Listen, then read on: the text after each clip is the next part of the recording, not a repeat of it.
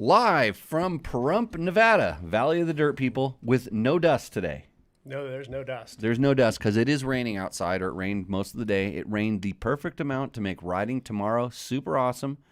This is your favorite motorcycle question and answer show called Tech Talk Taco Tuesday. My name is Jimmy Lewis. I'm joined tonight by Rally Navigator, Mike Shirley. Yes, sir. Glad to be here. Thanks for having me. Yeah, so Mike Shirley didn't know he was going to be pull doing that this. mic a little closer to you. Gotcha, yeah. Yeah, so Mike Shirley didn't know he was going to be here. He was busy doing Construction Expo. Yep.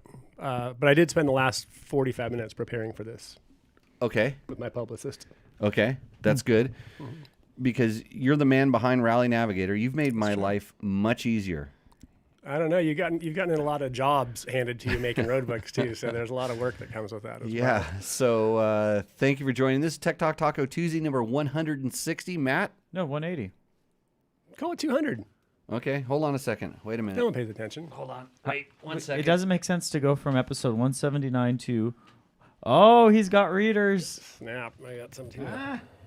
The day has finally come. Okay. It's episode 180. Ah, It's amazing that we went from 179 to 160 in my head, but this show would not be possible without a bunch of sponsors that we have that we really enjoy. And you can also support the show by clicking through our links at Amazon, which has actually been doing okay, and Rocky Mountain ATV MC. Go to our website, click the little support us button, and that helps us a ton. We really do appreciate that. But also, Double Take Mirrors, Bulletproof Designs, Seat Concepts, Fasst Company, Trail Tech, DDC, Klim, Scott Sports, Taco Moto, and, of course, Yamaha. Yamaha revs your heart. yeah. Yeah. Take you to the victory zone. Take you to the victory zone. Yeah. Matt, you got the victory zone of people in our class at your last race on your Yamaha. You beat out people on KTMs. Yep. Smoked them. Clearly What? smoked them. 100%. Yeah. So Yeah. that's all that matters. Matt's having good times on his YZ250FX. That bike looks sweet. The blue M's. Yeah. Those are stock, right? Yeah. Yeah, Yeah, that thing the looks nice awesome. dent in the rims, too, looks really nice. Thanks, Trevor. Thank you, Trevor. And I'm going to fix this microphone while we do this. But, yeah, episode 180. Of course, if you are looking for the best handlebars known to man, especially if you have bad wrists like me, Flex handlebars, Fasst Company Flex handlebars. Do you run those, Mike? I do not. I've ridden your bikes with them, and they're really nice. It just takes a lot of the hit off, and I can see as you get more years under your belt, that's a pretty nice upgrade for a More bike. years under your belt. You've gone longer without dying, so your wrists are getting more jacked up. I beat mine up pretty good to Can't- begin with, to start with. I And can't imagine. yeah, they were kind of junk for a while, but yeah, this is what we do in the show. We fix problems. I'd be careful about talking your wrists and then saying the words beat. Yeah, Really? Okay, thanks, Matt. We're trying to make it a children's show, but I guess tonight's not going to be. Hey, it's a couple other things we're going to talk about I don't tonight. think they edit drink that out, tequila on right? children's shows. Oh, hold on. Speaking of that, As long as Victor's in the chat, this is not a children's show. let the microphone swing away and Maybe practice holding it a little closer, more closer to your face as well. right. Mark Daniels, by the way, your shirt is in process. Ooh, in process. In process, yeah. This This has been a couple month long endeavor. well, we strive to make things it's a nice perfect shirt. around here. It's Which it's going to be a Can't- really nice shirt. Can't make shirts overnight. Don't let me forget. I want to ask you about shirts. Do we have a pair of pliers around here someplace or something like do I need to go step away from being a producer and being a tech? A tech? Talk to our stage hand. Yeah, where's your publicist? Oh, she's down underneath the desk. Where's Thanks. Selma? Oh boy. I'm clipping. Are we clipping? I think it's the headphones. It's the headphones. Okay. Okay, yeah, I heard a Yeah, little bit. there's something a little bit it hair. was not doing this bad earlier. It's like it's super pumped up. Like those are way too hot, man. No. Look. But it's so there's a master someplace that's doing this. Anyway, some talking points tonight. I'm going to talk about the Vikings MC Sprint Enduro this weekend. We don't talk about racing hardly at all unless I race or I participate. This is coming up, and I am going to participate for one reason and one reason only. It's my father-in-law's celebration of life, because poor Ned lost a battle with cancer in January, and his one of his dying wishes, and this is way before he was ever even close to dying. He said, I want my ashes to be spread out on a bomb run of a desert race. That's legit. Yeah, that's Ned. Yeah, Ned's a lifer, dude. There's no. Yeah. Yeah, he's all in on that. That's pretty awesome. And so we talked about it a little bit, and luckily the club, even though it's a sprint enduro and they don't have a bomb run, they're going to do a ceremonial little bomb run for Ned, where we can do this and we can all go out and have a good time. Of course, you won't believe what we'll be providing for drinks at the ceremony. Guess. Tequila? No, it's not me. It's Ned. Oh, I don't know. Ed. Sugar-free Red Bull and vodka. Oh, was that his go-to? You don't remember the van at Rebel? Come on, Mike. Right now, kind of gray, fuzzed out a little bit right now. I forgot most of my childhood, actually. Yeah. So, anyhow, so it's going to be a good time. It's out at Johnson Valley off Bessemer Mine Road. If you know where that's at, it's going to be on Saturday at 5 p.m. And I'm going to hang up on all of our live people on the Instagrams because I need to make a call because I need some coaching on bomb runs right Bye, now. Graham. Yeah. So I'm going to end that. I'm going to share it. I don't know what else. Let's see. TTT. What number was it again? 180. 180. Where were we at on the sponsor reads, by the way? We got to Fasst Company.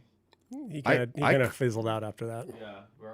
No, I was talking about flex handlebars, and I asked Mike if he liked them. Yeah. We talked about Klim. Oh, you want me to be a shield of my sponsors? Let's see. We got to Yamaha. And then... Well, I talked about Yamaha. They're awesome. We talked about them. We're good. I commented on the blue wheels. Look.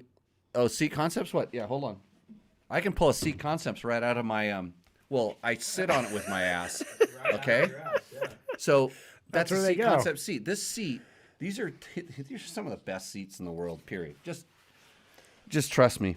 I couldn't imagine going back to a stock seat after rolling Seat Concept seats for a long time. It'd be a nightmare to go back to a regular seat. And Mike just got done riding basically 1,000 miles with me down in Baja.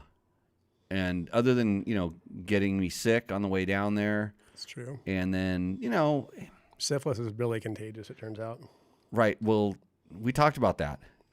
We talked about like your eye problems are related to syphilis, and if you're starting to have eye problems, get tested for syphilis. May 8th, I go in, Jimmy, to the clinic. Hold on a second. Let me check my specs. Are those new? No. My buddy Dave bought these for me about 4 or 5 years ago, but I'm going to read something in a few minutes that I needed them for. I decided I'd do this. So let me get finished sharing that. Okay, good. I'm done with this. Now I'm going to use this phone to call. I'm going to call in a special guest, and hopefully he's going to pick up the phone. Wolford Designs and Taco Moto. Thanks to our sponsors. Did we? Double take mirrors. I don't think we can hear you, Matt. Yes, you can. Oh, I turned myself off. Can you hear that Wolford Designs, Taco Moto. There we go. Right. Okay. Hello, Jimmy. Hey, it's Crazy Marlene. Crazy Marlene. No, it's Crazy Nate. It's Crazy Nate. This is Crazy Nate Shockway, everybody. Crazy Nate, welcome to Tech Talk Taco Tuesday. Well, thank you very much. Glad to be here. So what we are talking about is my father-in-law who kicked the bucket earlier this year. Ned. Ned Yeah. McNabb. He's a Vikings MC member, and you know how loyal desert clubs are to each other. You're a lifelong dirt digger. Yeah, that's for sure. Yeah, a proud dirt digger too. You got that right. You made me an honorary dirt digger. Yeah, I kind of remember that. Yeah. I was Ventura County MC, and you hijacked me. So I think I'm more dirt digger than almost any other club, really. God, that's too bad. So there's what I was gonna. So Ned, and he talked about this a long time ago. We're talking like 20 years ago. He always said, "When I die, I want my ashes to be spread out on the bomb run of a desert race." Oh, yeah. Does that sound crazy? No, I think I've heard of several guys that have had that idea. Yep. Yeah, no, that's not that crazy. Then that's coming from Crazy Nate. Crazy Nate, the expert on crazy. Yeah, but see, I got a different thing going. I don't want to spread mine to the bomb run. Uh-huh. I have the Pipe Mountains. Oh, what about a trophy tree? Well, yes, of course. There's What got else? to be some at the trophy tree. Yeah. So Yeah, something like that. Yeah. right. I So want to be up there with my friends. yep. Yeah. There's. Oh boy. A lot of it. I probably should. I should probably end up up there It's too. supposed to be done. Sorry, but So I'm having a clipping problem with my microphones here, so I'm throwing that thing off. Is it? Oh, I won't be able to hear him if I can't hear him. Yeah. That's how phones work. This is why we need to hire. are we on the air? Are you Oh, live? okay. Yeah. This is on the Yeah, highlight reel. am I live or am I dead or die? You're still alive. Marlene, just slap him. I woke up. Okay, good. Oh, where am I? Funny. So the question I had is, so we're gonna do this bomb run thing, and I was wondering, it's gonna be ceremonial bomb run. It's not a real bomb run. I was wondering if you wanted to come out and ride backwards on it just for fun.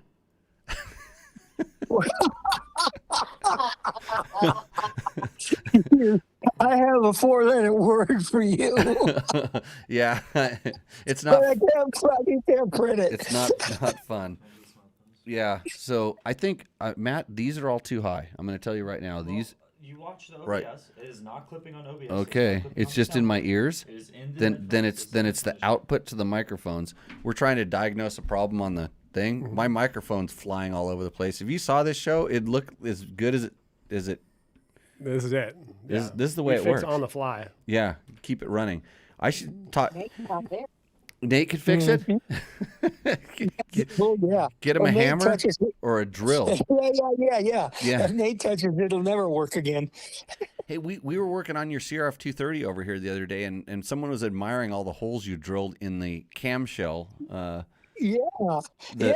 So the chain is adjusted by it's a CRF 230, and it has like a snail shell, like a cam adjuster for the Yes. chain. He took It has about 25 holes. Mine has about 25 holes in it. because it made it lighter. Custom. Yeah. You're damn right. That thing even has holes in the foot pegs. Extra holes. Extra holes. Yeah, I hope not. That's a high stress area. Holes in your When you're handlebars too. not me. When you're always a WFO. You don't need those holes. Do we figure out what the problem No, is? you don't need foot pegs. Something's loose and something's bumping.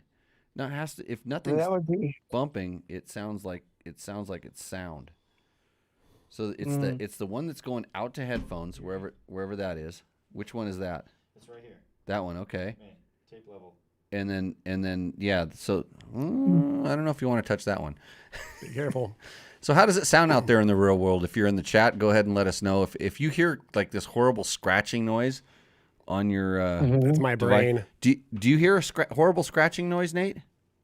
No, Okay. not at all. Yes, and the soundboard are not clipping. Okay, so it's just us.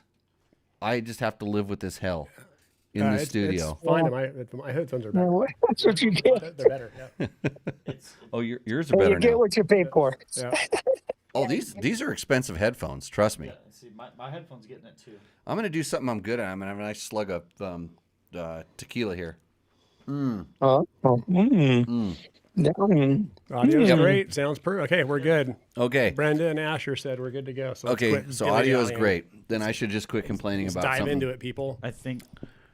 So- Just live with that. Okay, so since the guy who eliminated the ability to ride backwards on bomb runs said we shouldn't do any backwards on bomb runs, we should not do any backwards on bomb runs. Yeah. I think I was the last one, the last guy to do that. Yeah.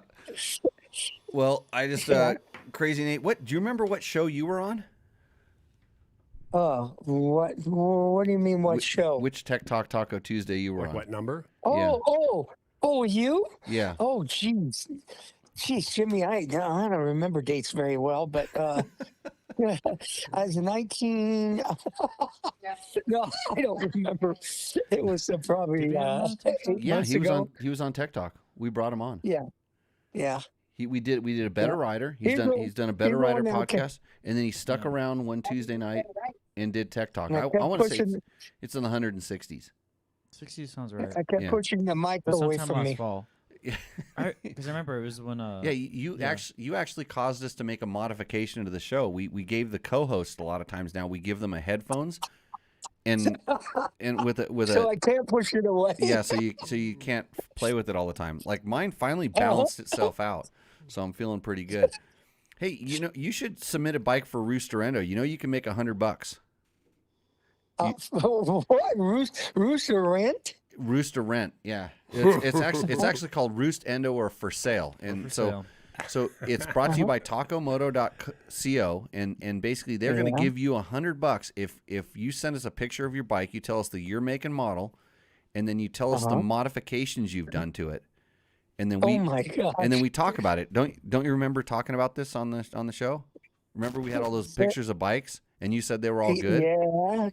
Yeah. Somewhere yeah. Good. So I think your guests tend to roost more, and you're a little more of an endo guy.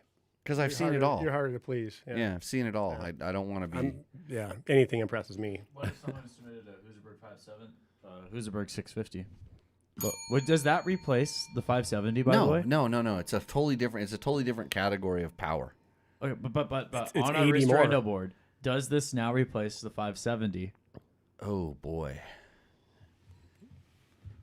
Where is the Roost Endo board? It's the right up there. Right there. We've retired it, but way off the end of the thing.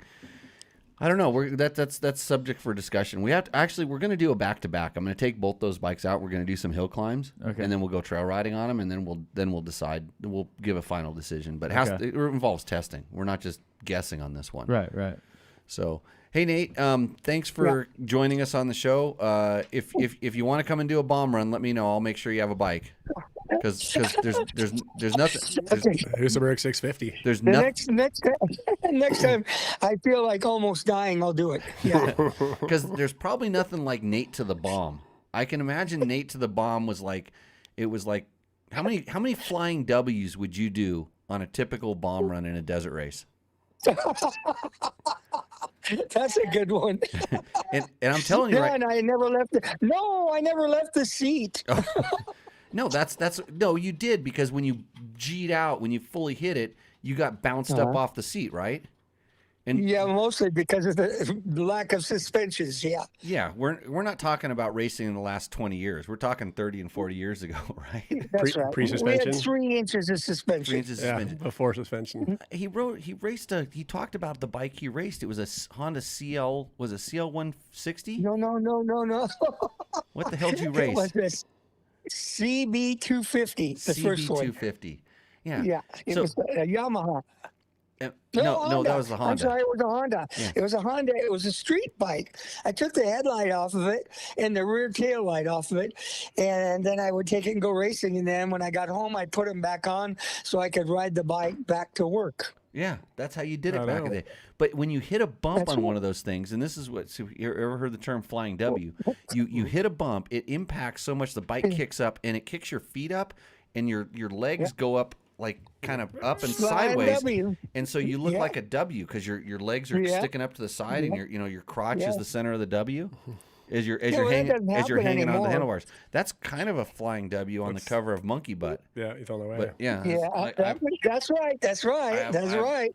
I have Monkey Butt right here, and it's not necessarily flying W because he's doing styling there. That's style.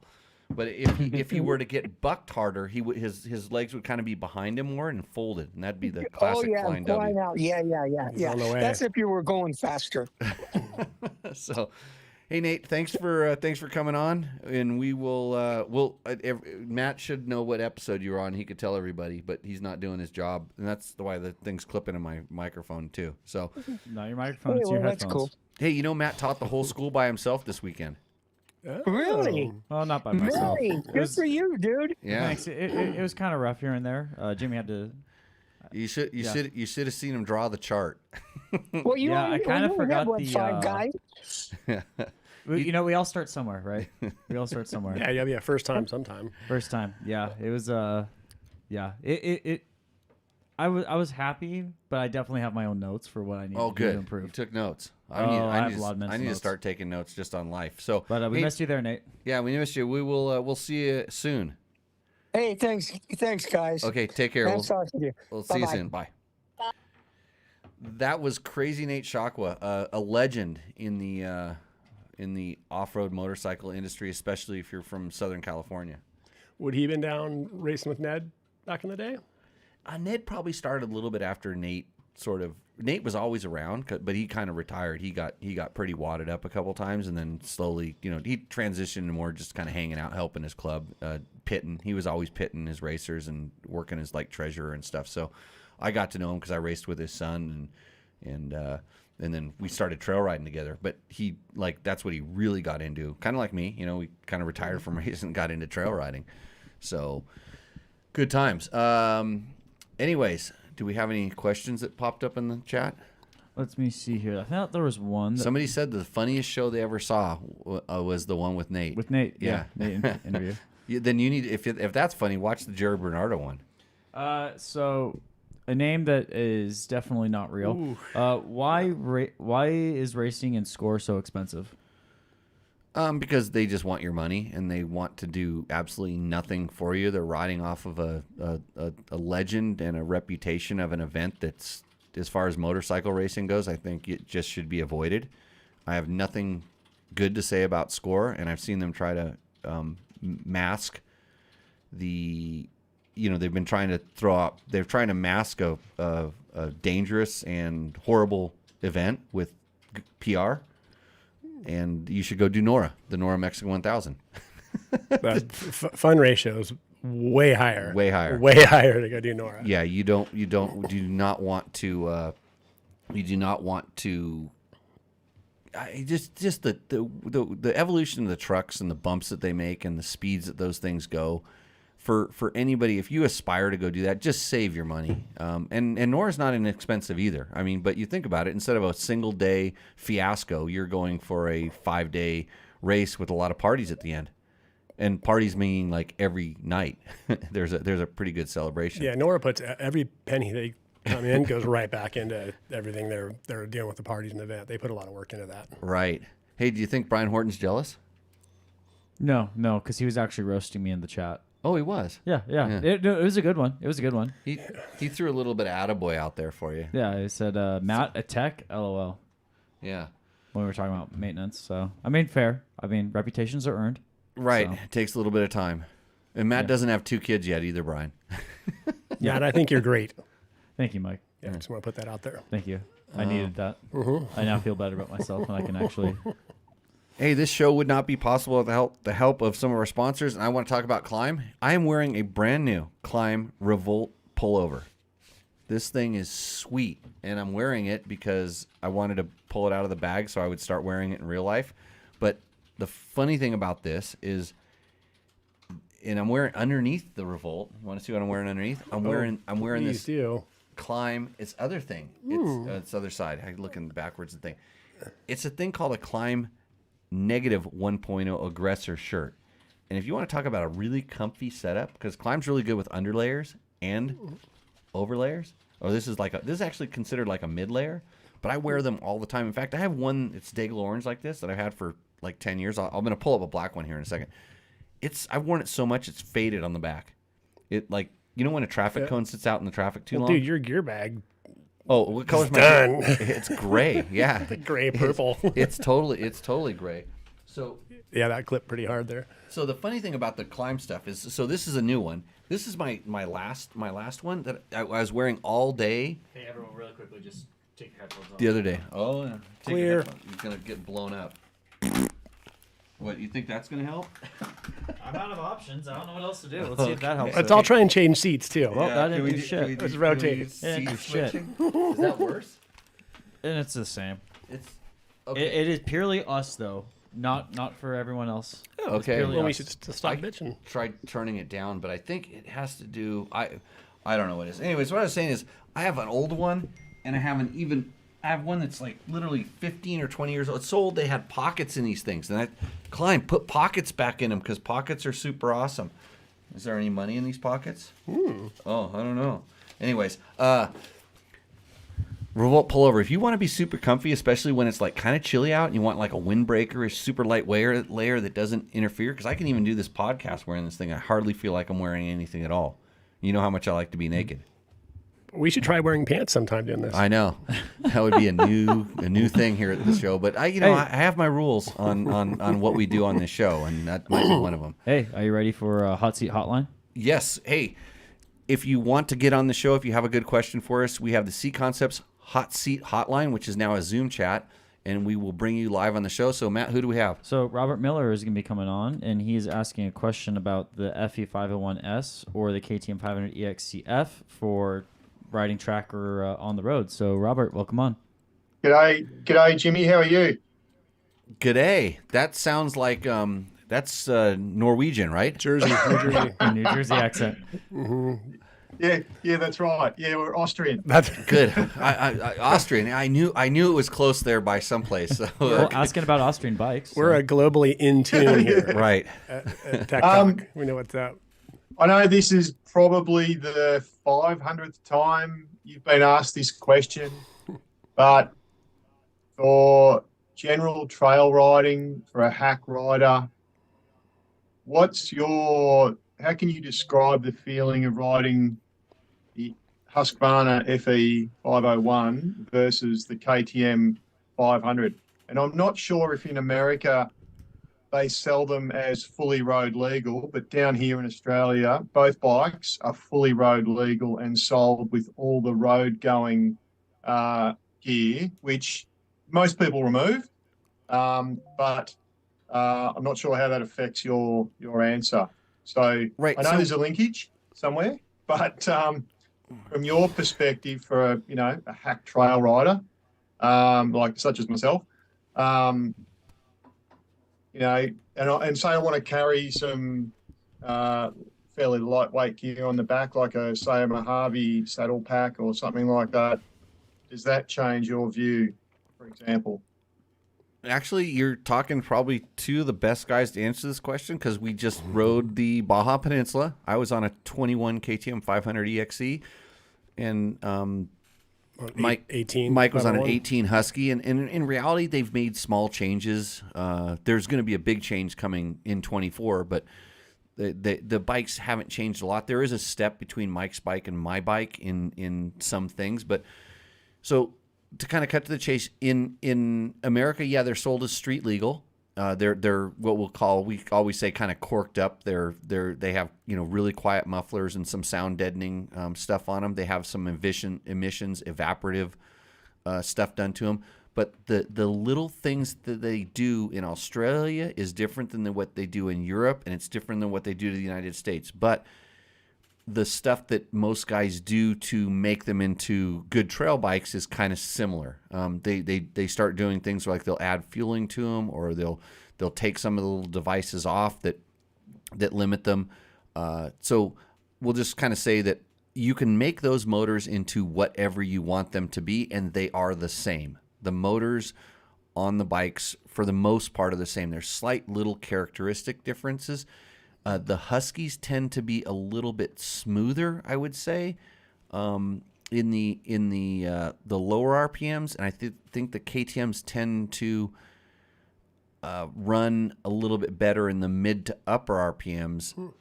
But when you start modifying them, everything's out the window. You can turn them into, you can make them into anything you want them to be, just based on how you choose to tune them. So that aside, they're the same. And the biggest difference is really the biggest difference for most people is, do you like the white one or do you like the orange one? And I'm not kidding about this, because for someone to feel like the linkage versus PDS is, it takes a certain kind of higher level feel to understand what you're feeling. I like PDS. I've been a PDS guy forever, and so I can explain it well, and I can tell you. But go ahead. You had another question or comment? No. Just that's you've confirmed sort of what I understood, that you have to be a high level rider to really, really feel that difference of the linkage versus the PDS.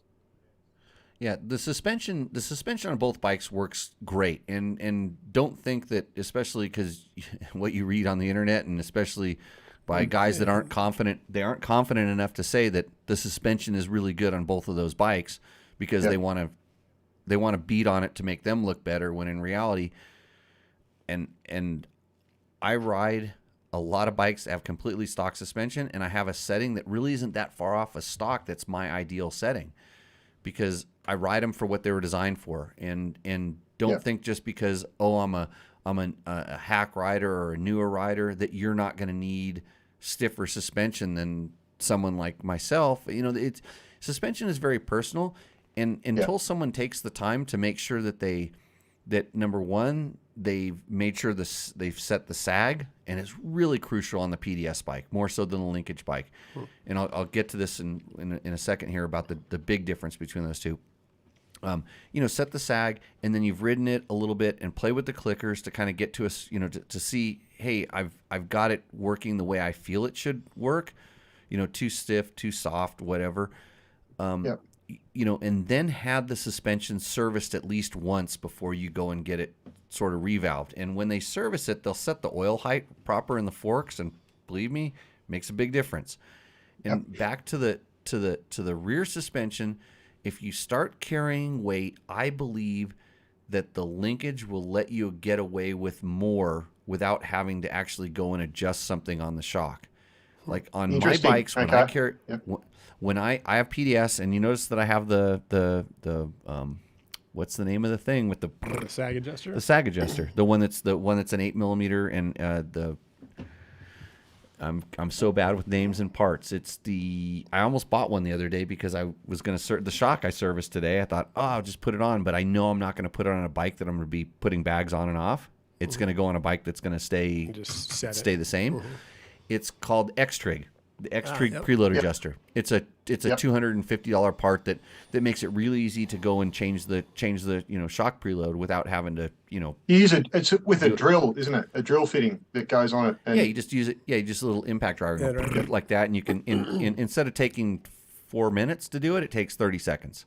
So Jimmy, what are you using to measure sag? A special tool or just tape measure? The only way I really check, I mean, every once in a while I'll go and check it with a tool, with whether it's a measuring tape or I have this little sag scale that I use. That's a sliding. It's basically a sliding ruler. You can press down, and then when you lift up, it shows you the distance. I've seen those. So I have a tool that I check it with, but I always know that I make sure I put the right spring on, and then I just check what we call free sag. So I just take the bike off the kickstand and let it settle itself out, and then I lift it up, and I want it to lift up 3/4 of an inch, and I just know that by feel.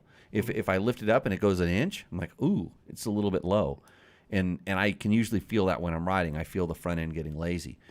But so kind of back to your question, they're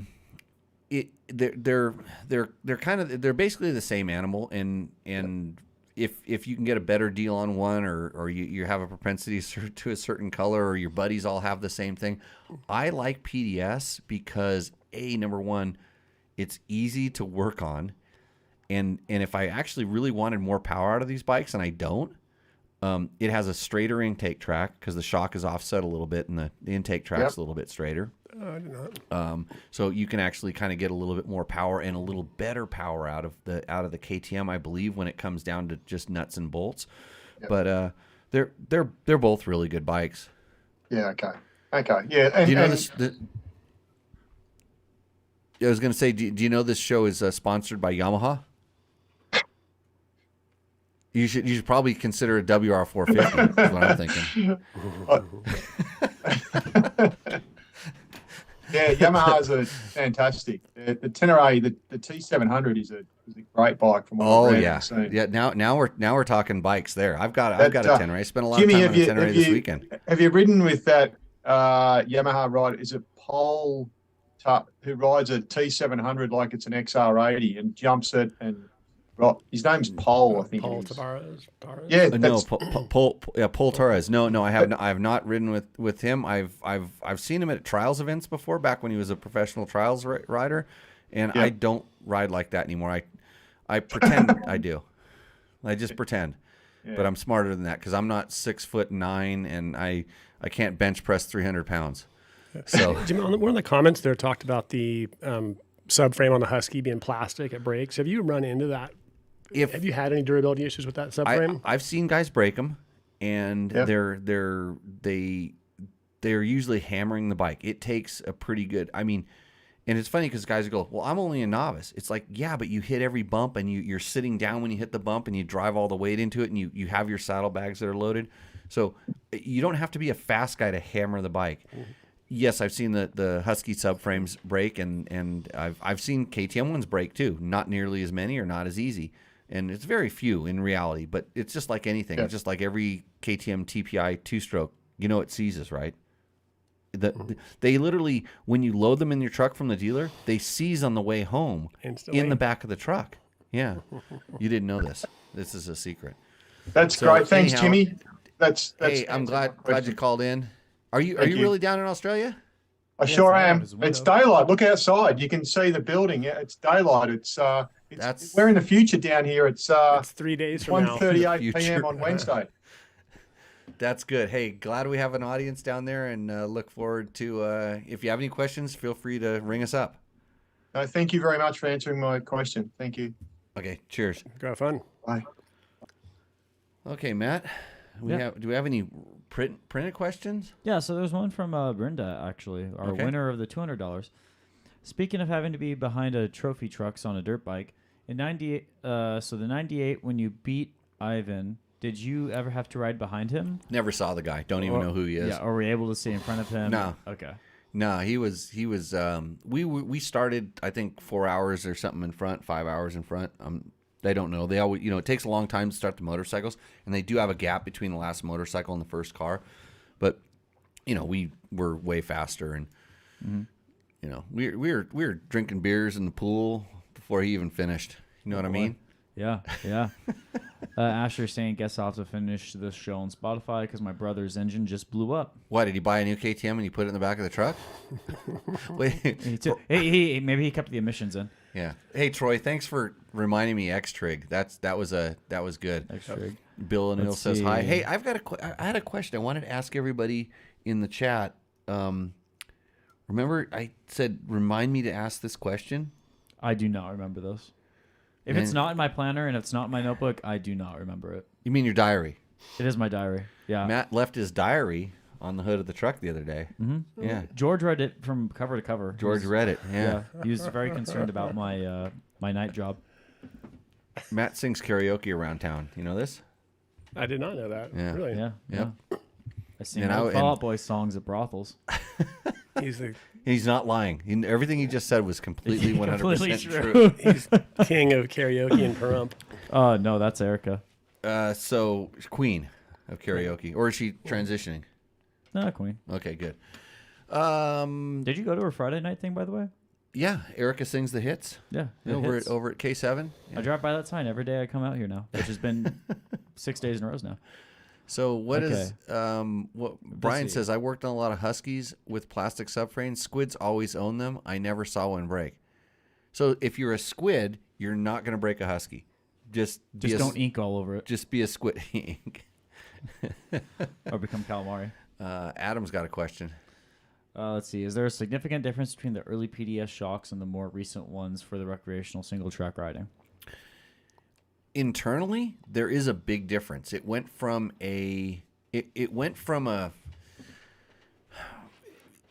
so the older PDS shocks used to have a rod that went down into the piston, and that was kind of traditional PDS. Like Olin's used to call it a needle, and that's what it's position damping system. It's basically position sensitive damping. And so there's two pistons on the shock shaft, unlike a normal piston. A normal shock that only has one.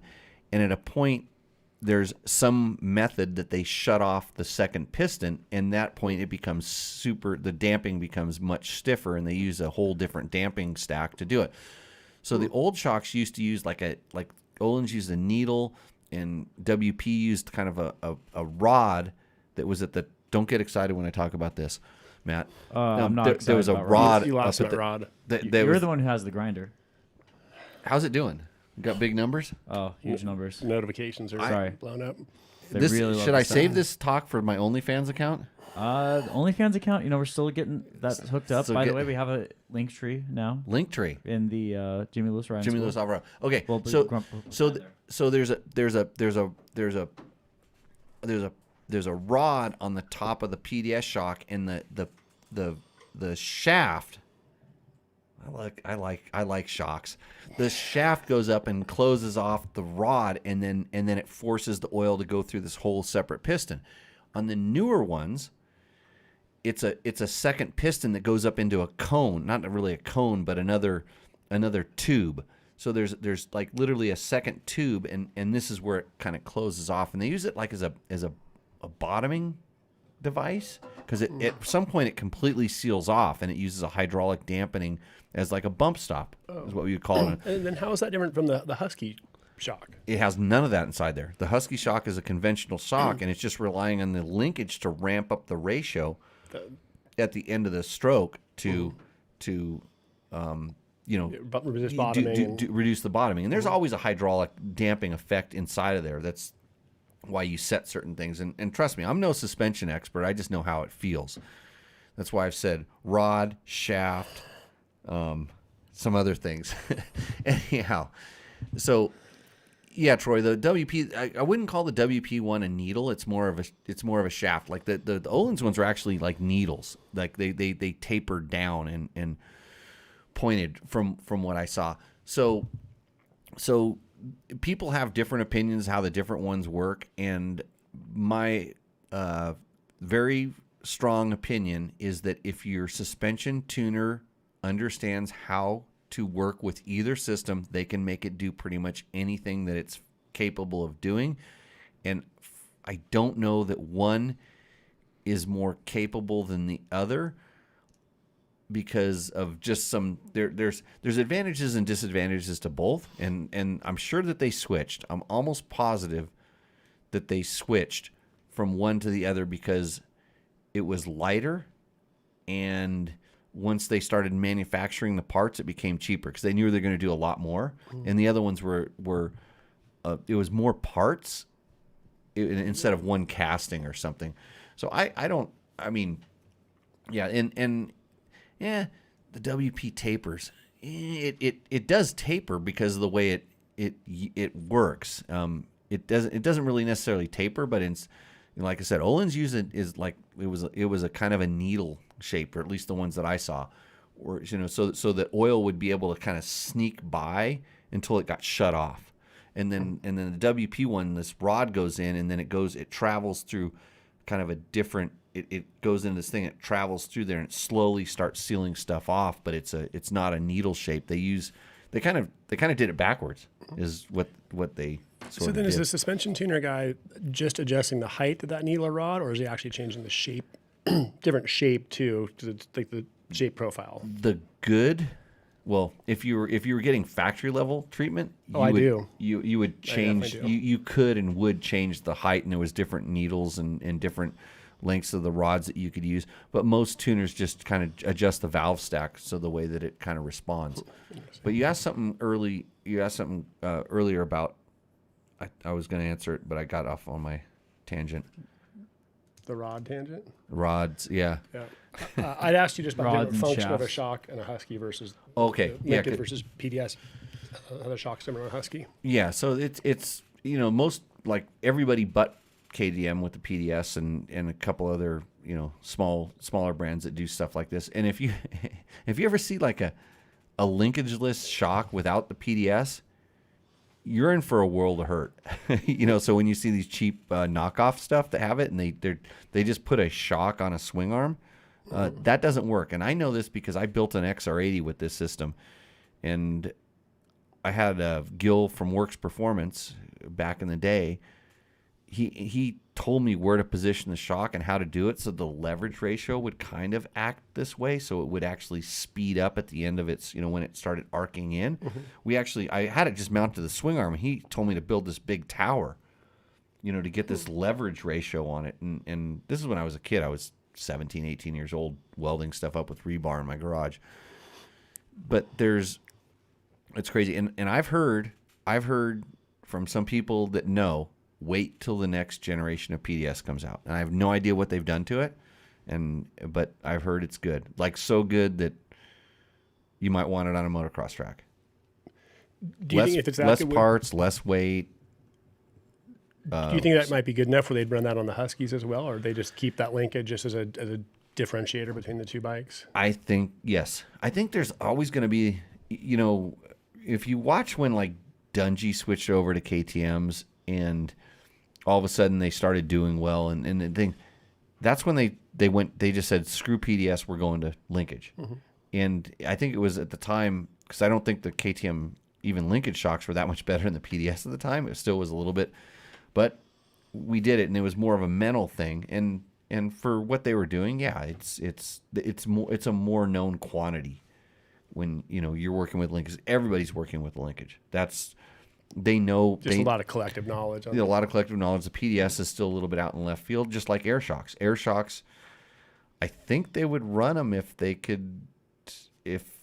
thought that was something they could bring to production, but who knows? So lots of. I have a couple questions on this. Go ahead. Desert Adventures is asking, switch to the bladder on PDS?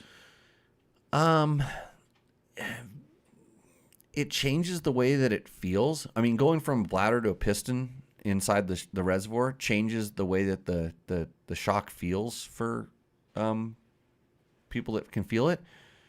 If you're looking for a easier system to, maintain, yeah, the bladder with the Schrader valve at the bottom is fine, but you can put a Schrader valve on the bottom of your piston, your piston as well. But the bladder feels, I would call it lazier. It's not as sharp. So if you want a plusher shock, go to the bladder. If you're looking for like plushness, and the what we used to do back in the day was we would run a stiffer setting in the shock and put a bladder on it to kind of compensate for it. So that, but almost everybody runs bladders in their shocks. Got it. Okay, so Troy Hicks is asking, what about throwing the National Shock in there? Amazing hardware. I don't know what a National Shock is. That's two of us then. Okay, so if I had the computer in front of me, I would Google search it. Brenda. Oh wait, I do have a computer in front of me, but it's just here to hold stickers. Yeah. So Brenda's wasn't a question; it was more of a comment. Let's go, Aaron Piazza. Not sure if this has been covered before, but what are your thoughts on adding a clutch weight? So, Aaron, we talked about it in a couple shows, but there's no reason to kind of not bring it back up. So, clutch weights are like flywheel weights, except they spin a lot slower. And there are some really simple ones that's just like a diaphragm spring, or it's a heavier plate they add on to this. I've been a fan of them. They're not as I don't want to say they help with like stalling, but they seem to smooth out power and give the bike. I think it just takes a little bit of snap out of the motor, if that makes any sense. Mm-hmm. But we have some tests on dirtbiketest.com. We did it on a Husky, actually, of all things. So, and they how much weight are you talking about putting on? How much weight is that to be noticeable? It's some ounces. I think they're like 10 and 12 ounces. I think there's like different varieties of it. Okay. And I've ridden with them before, and I kind of like it's like, I want to call it high level tuning, but it does make a difference. It's like the flywheel weights, when you're talking about like 1 or 2 ounces, you can feel it. And this one you can go like 5, 7, 10 ounces, and it's not a big difference, but it does tend to make a little bit of a difference, because it is and it depends on how fast the motor is spinning the clutch. Like there's some bikes that kind of spin, and I don't know which ones they are off the top of my head, but they kind of spin their clutch slower. Just the primary ratio is a little bit slower than a higher speed. Like I know the KTM 2-strokes tend to respond well to clutch weights if you wanted to get a little bit more, at least the older ones. I haven't done it on a newer, like a TPI bike, but I don't think they've changed it. And that's like kind of what the counterbalancer did. The counterbalancer sort of did the same thing in the KTM, but it was, it added a little bit of rotational mass and just smoothed everything out a little bit. Betas used to have those too as well. Okay. So speaking of weight actually affecting the engine, I'm going to skip ahead to some of the questions that were submitted before the show went live. So Kevin, I'm going to pronounce this wrong. Wevoda. Yeah, he's asking, will flywheel weight on a 23 gas MC250 affect the counterbalanced engine if it's installed correctly? No, it won't, because it's just adding weight in. It's not like a counterbalanced weight is meant to. The counterbalancer spins opposite the direction of the piston. So when the piston's going up, the counterbalancer weight's going down, and vice versa. So it kind of takes the vibration that the piston throwing up and down would cause. So when you put a flywheel weight on, it's 360 degrees of weight. It's just adding weight in an equal thing. So it's just constant rotational mass. Right. And so no, it won't affect. It won't counteract or do anything different.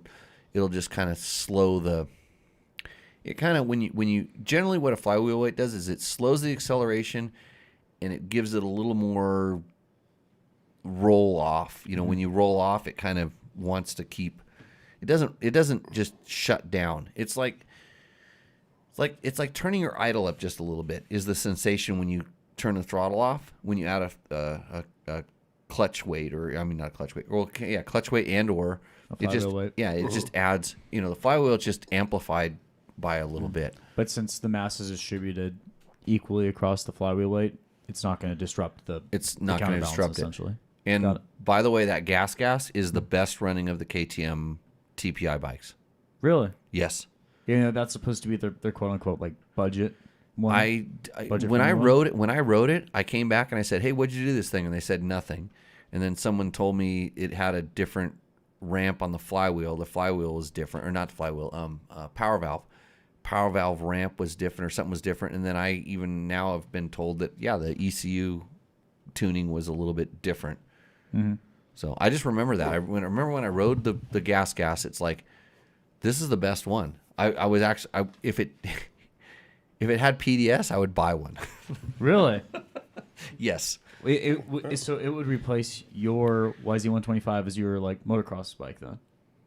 No, that was an EC. Gas. No, he asked about an MC. MC. Oh. Yeah. Would it replace? No. Nope. Never replace 125. Got it. Not a Yamaha, even close. Mm-hmm. The show is brought to you by Yamaha? Yeah. Which, do we still have our 22? YamahaMotorsports.com. You can go there to find out how to get yourself into the victory zone. And that's why I'm there on my 2005 YZ125 with a 2023 carburetor on it now. Oh. Trick. Yeah. The PowerJet carburetor. Yeah. I have the PowerJet carburetor on my YZ125. But there's no wires connected to the PowerJet. No throttle position sensor. No PowerJet wires connected to it. I just brazed it shut, and I hold it wide open. One way to ride a 125. Well, I wanted it. My Mikuni carburetor had some race gas in it for too long, and this is before I owned it. But it ate some stuff up, and the carburetor finally kind of gave in the ghost. It was always leaking out of the overflows, and I couldn't fix it. Had a hard time getting parts, and luckily I had a friend hook me up and got a nice key in. It's actually, I think it's a key in. It's a remanufactured key in, because it's hard to get carburetors from Keen anymore. So I think Yamaha has managed to source them someplace else. That thing rips. Really? Yeah, it's good. I remember when we did the back-to-back comparison between that and the 22. I remember I was with you and kind of liking yours more. Because of the power, and that has to do with I ported it. Yeah, but we I think we both agreed. Got the grinding tool out, and because you always port it to make it better. But I did a little bit of work, and it also has a different pipe and muffler. But mine has, and the carburetor was kind of playing to that a little bit, because it wasn't jetted very good at the bottom, but when it came on, it made it feel more powerful. Yeah. So that it would hit a little bit harder. It would essentially hit harder. Okay. Which I hope we get another YZ125. So do I. Actually, yeah. I think we're gonna get An X? a TTR 230 first. Perfect. I want the TTR. Yeah. That's the one. I was asking for a TTR. Stepping stones, Matt. Yeah. You guys, No, I wanted They just that one. drop off like 18-wheelers of big rigs full of motorcycles, you guys, right? Like whatever you want. Oh yeah. Like God, twice that's a week sweet. usually. Oh man, just run them till they're out of gas and leave them We've where just they been are. waiting. So All right. If you want to read Jason Abbott's comment there, Let's or I see. can ask a question here. Jason Fireway, he ended up purchasing a 23 KTM 300 XC instead of the XCW. Uh-oh. I wants the everything bike. Very positive. Stay tuned. Yeah, I'm waiting to hear what Jason thought of that thing. I told him for what he was wanting to do that he would have no problems with the TPI bike, the older style bike, but he went with the XC, which is the TBI, and you're not going to go wrong there because the TBI, the throttle body injection, will do everything the TPI can do, and it'll do more. And I don't think you can get a TPI, the older style, to rev and to have snap like the new one. So yeah, good on you. Desert Fire Services raced a 125 RM 125 in hair scrambles. He should send that in for Roost Endo once it's built up. You should. Right. Actually, both those bikes need to be in Roost Endo, Roost Endo. the RM and that one. Did we get another submission? We actually got two more. So unfortunately, We're we gonna only flip had a room coin? for one. Are we flipping a coin I go during in the order we get commercial them. break? So, Andy, unfortunately, you will be in next week's. Hey, Roost Andy, the Endo. only hope you have in this is that all of them this week suck and we go double or nothing. If all of them suck, yeah. But Yep. Okay. otherwise, we're set, and I time think for it's our time little for a break. commercial. Yep. So we will see you guys in a few minutes. The defending champion, the all-new Yamaha YZ450F.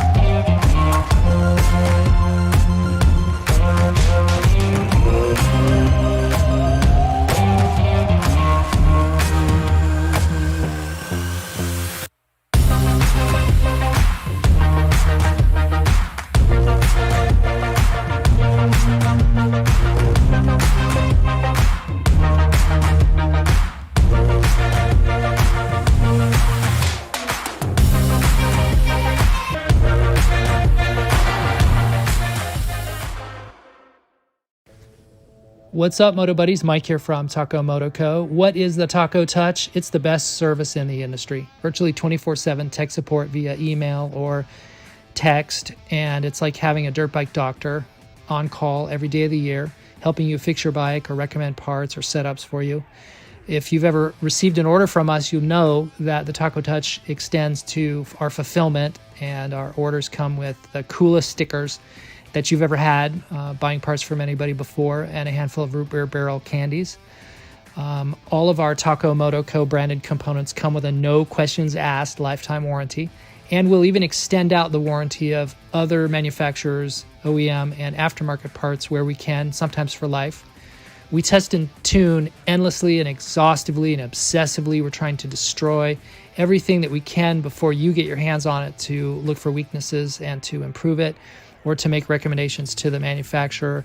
And if it's something that doesn't meet grade, then we don't offer it on the store. Everything that we carry is something that we have personally used, tested, and ridden, and raced, and knows meets the high Taco Touch demanding standard. Go out and get some adventure.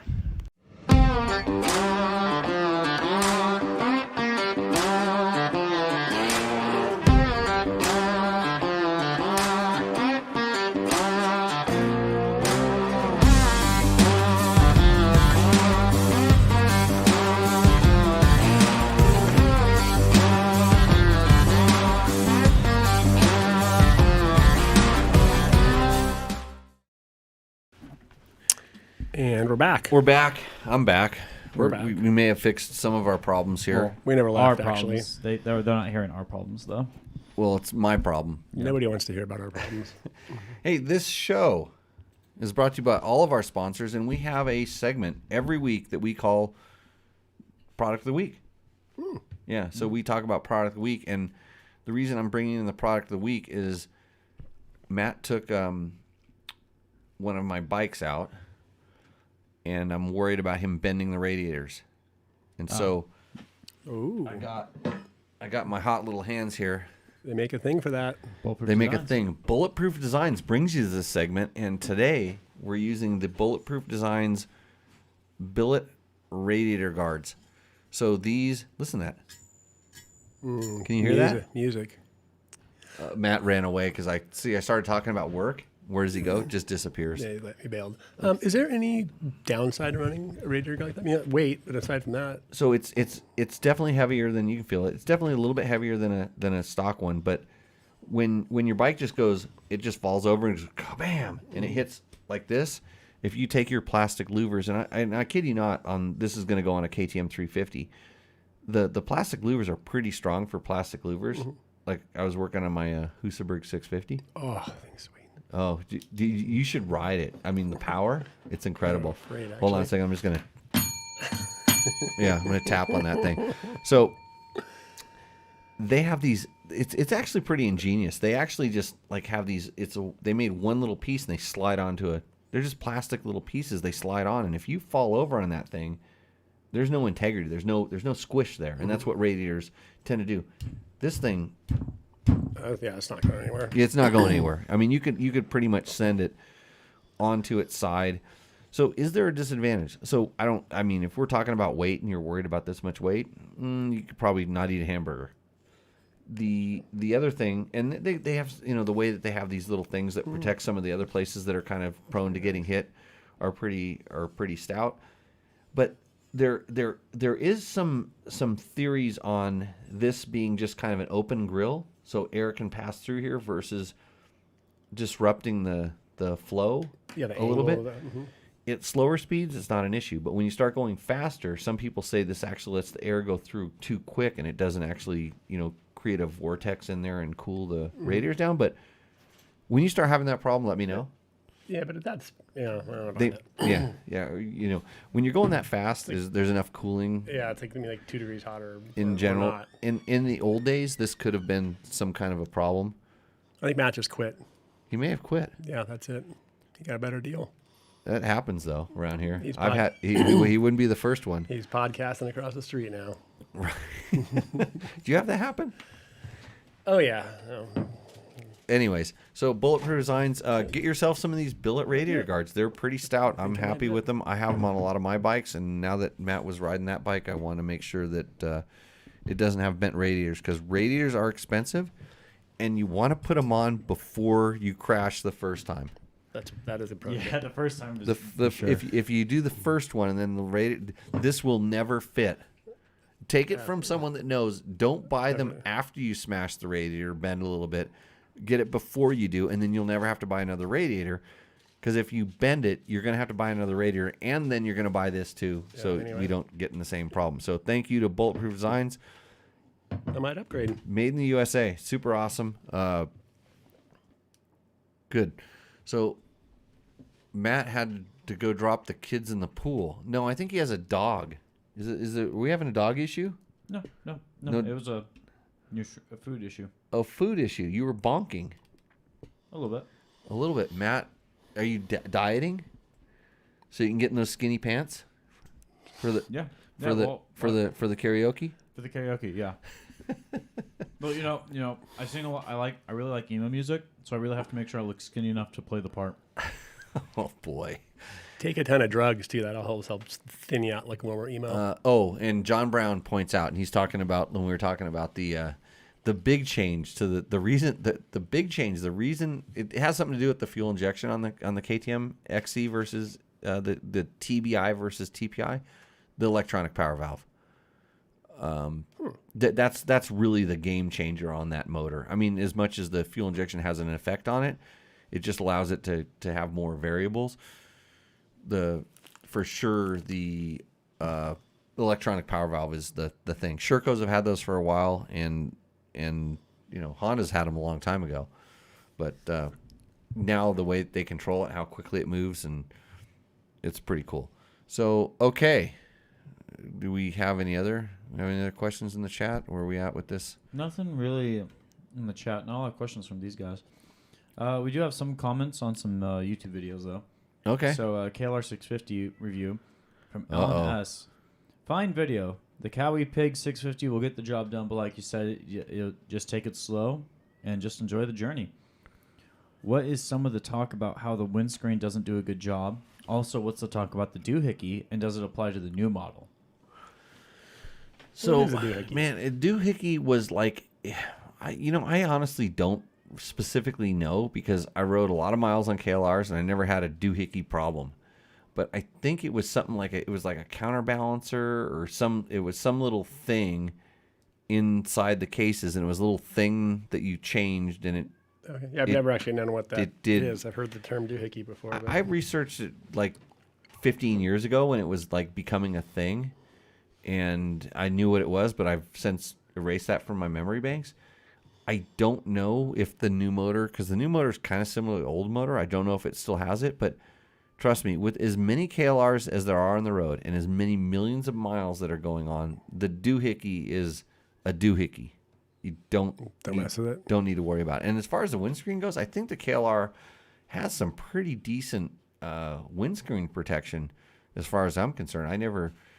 I see guys putting big giant windscreens on things just for whatever reason. They just feel like they need it. I tend to be, at 5'10" on a good day. And shrinking. Yeah, shrinking. I fit behind most of the windscreens, and even like on my Tenere, my T7. And by the way, this show is brought to you by Yamaha. Yamaha makes really awesome T7. Revs your heart. Yeah, revs your heart, and it's Blue Crew. So on my Tenere, I put the Seat Concepts comfort seat on it. Another sponsor of the show, Seat Concepts, best seats out there. Mm-hmm. And it raises the seat. It's the Rally seat. It's the taller one. And if I were on the stock seat, I'm sitting behind the windscreen, no problem at all. And that extra inch and a half, whatever it does, it puts me up, puts me a little bit in the buffer zone at 5'10". And I kind of wish I could raise the windscreen just that much. So they design these for a certain size person and certain speeds. And at slow speeds, my Tenere is fine. But once I start going 70, like 65, no problem. 70, I feel it. Mm-hmm. And I wish I had a little bit taller windscreen. So that's kind of, I think it's a customizable thing. But I think the KLR of a lot of bikes is really good. The KTM windscreens tend to be mediocre at best. They're more of a styling exercise than an effective windscreen thing, where I think Kawasaki actually probably really wants it to block some wind. Okay. All right. So Shane Moore, Monreal, on the chat. Honda 450 RX or Yamaha 450 FX for Hare and Hound type riding/racing? Hare and Hound. Boy, that's a good question, because having ridden both of them, I think. I mean, they're both very capable. Yamaha has a better 5-speed gearbox. Like their ratios are actually better, and the fact that you can tune the Yamaha with the power tuner, you can make that into anything you want. Right. And so, just thinking of those two things, that's why I would lean towards the Yamaha. Not to mention, Sponsor of the show. They're sponsor of the show. Oh, we love them. I raced the Yamaha 250 FX, and I had no complaints the whole time, actually. Like, not just because we were sponsored by the show. I actually really enjoyed the bike. Well, in the 250 class, it's kind of a no-brainer, because that motor, just because of its configuration and stuff, it just makes a little bit more and better power than anything else in the class. In the 450 class, the Honda probably makes more power, but we start talking about rideability and drivability and all these things. If you have a problem with the Yamaha, you can get on your phone. I can take this phone, I can call it my power tuner app, and go boop, boop, boop, like that, and I can make it more aggressive or more mellow. Pretty easy. And like I said, the gearbox is a big thing, where the RX is kind of stuck with a kind of a more of a motocross gearbox, so a little bit taller first and a little bit shorter fifth, because it doesn't have 6-speed. You have to go to the X. You have to go to the RX to get the 6-speed, and that gives you the legs that you want. That's No, their he's, off-road he's bike. asking about the RX. RX. Just straight X. Just X. Okay, straight X. You have to go to the X, which is like the L. You have to go to the X or the L to get that 6-speed gearbox to get the kind of the same legs that the Yamaha has. So, but on the converse side of that, people do complain about the Yamaha having gaps in the gearbox. So, you know, the RX that has no gaps in the gearbox, it's close, bang, bang, bang. You just don't have the overall range, where the Yamaha has the overall range, and you get kind of 6-speed spread with a 5-speed gearbox, and they do a really good job of not making it too much, but you still feel the gaps. And when you start coming down to this, the Yamaha's harder to find a bigger tank for, or to get the kind of capacity you want if you want a much bigger tank. That might be an issue. Okay. But do you see any, like, because I was just thinking about this when we were doing the navigation training yesterday. I was like, what? When you were going to run out of gas in your 250X trying to keep up with KTM 500s? No, I wasn't even close to running out of gas. But that is my question essentially. Do you see any aftermarket solutions coming out for an actual big tank for the Yamaha models? They have larger ones, not big ones. Yeah. They have ones that, you know, they add an extra half a gallon and stuff. That you know, it puts a dry brake where the gas cap is, and I knew about those ones, but I mean, like, what if you want a 4-gallon tank for your Yamaha? Well, so up in the shop right now, I think I have one for an older WR that actually incorporated radiator wings. So it actually kind of went outside, but they tend to get they made it as narrow as they could around where it wraps around the frames, but it does get a little bit wider. And once I rode it for a little while, it didn't bother me anymore. And this is a couple years back, but Yamaha changes their frame every 3 years, and so that's no longer a current item. And I don't know that they sold enough of those, or I haven't really been paying attention to see whether that would be a viable option. But that's another consideration. How much fuel range do you need, and what are you trying to do with it? Right. So that's hopefully that answers your question. If, like I say, if you have these kind of questions, we can answer them, and we try to help you out. So ask questions. If you're listening to this show, somehow you found it, like your Google machine pointed you here somehow, or maybe your buddy. Like if your buddy told you to listen to the show, that's a good buddy, right, Mike? I would think so. Yeah, that's a pro tip. Yeah. Pro tip. Good. That's what you come here for. So you can ask the questions in the chat. You can send us an email. You can just send it to matt@jimmylewisoffroad.com. He will forward them on and put them on this list, and we'll answer them at some show. And sometimes he even goes back, allegedly, and tells you we are answering this on Tech Talk Taco Tuesday number 181 for this show. It'd be 181. If they asked it tonight, we'll get it next week. Yeah. If I show up. Thinking about going, how's the skiing been? Good.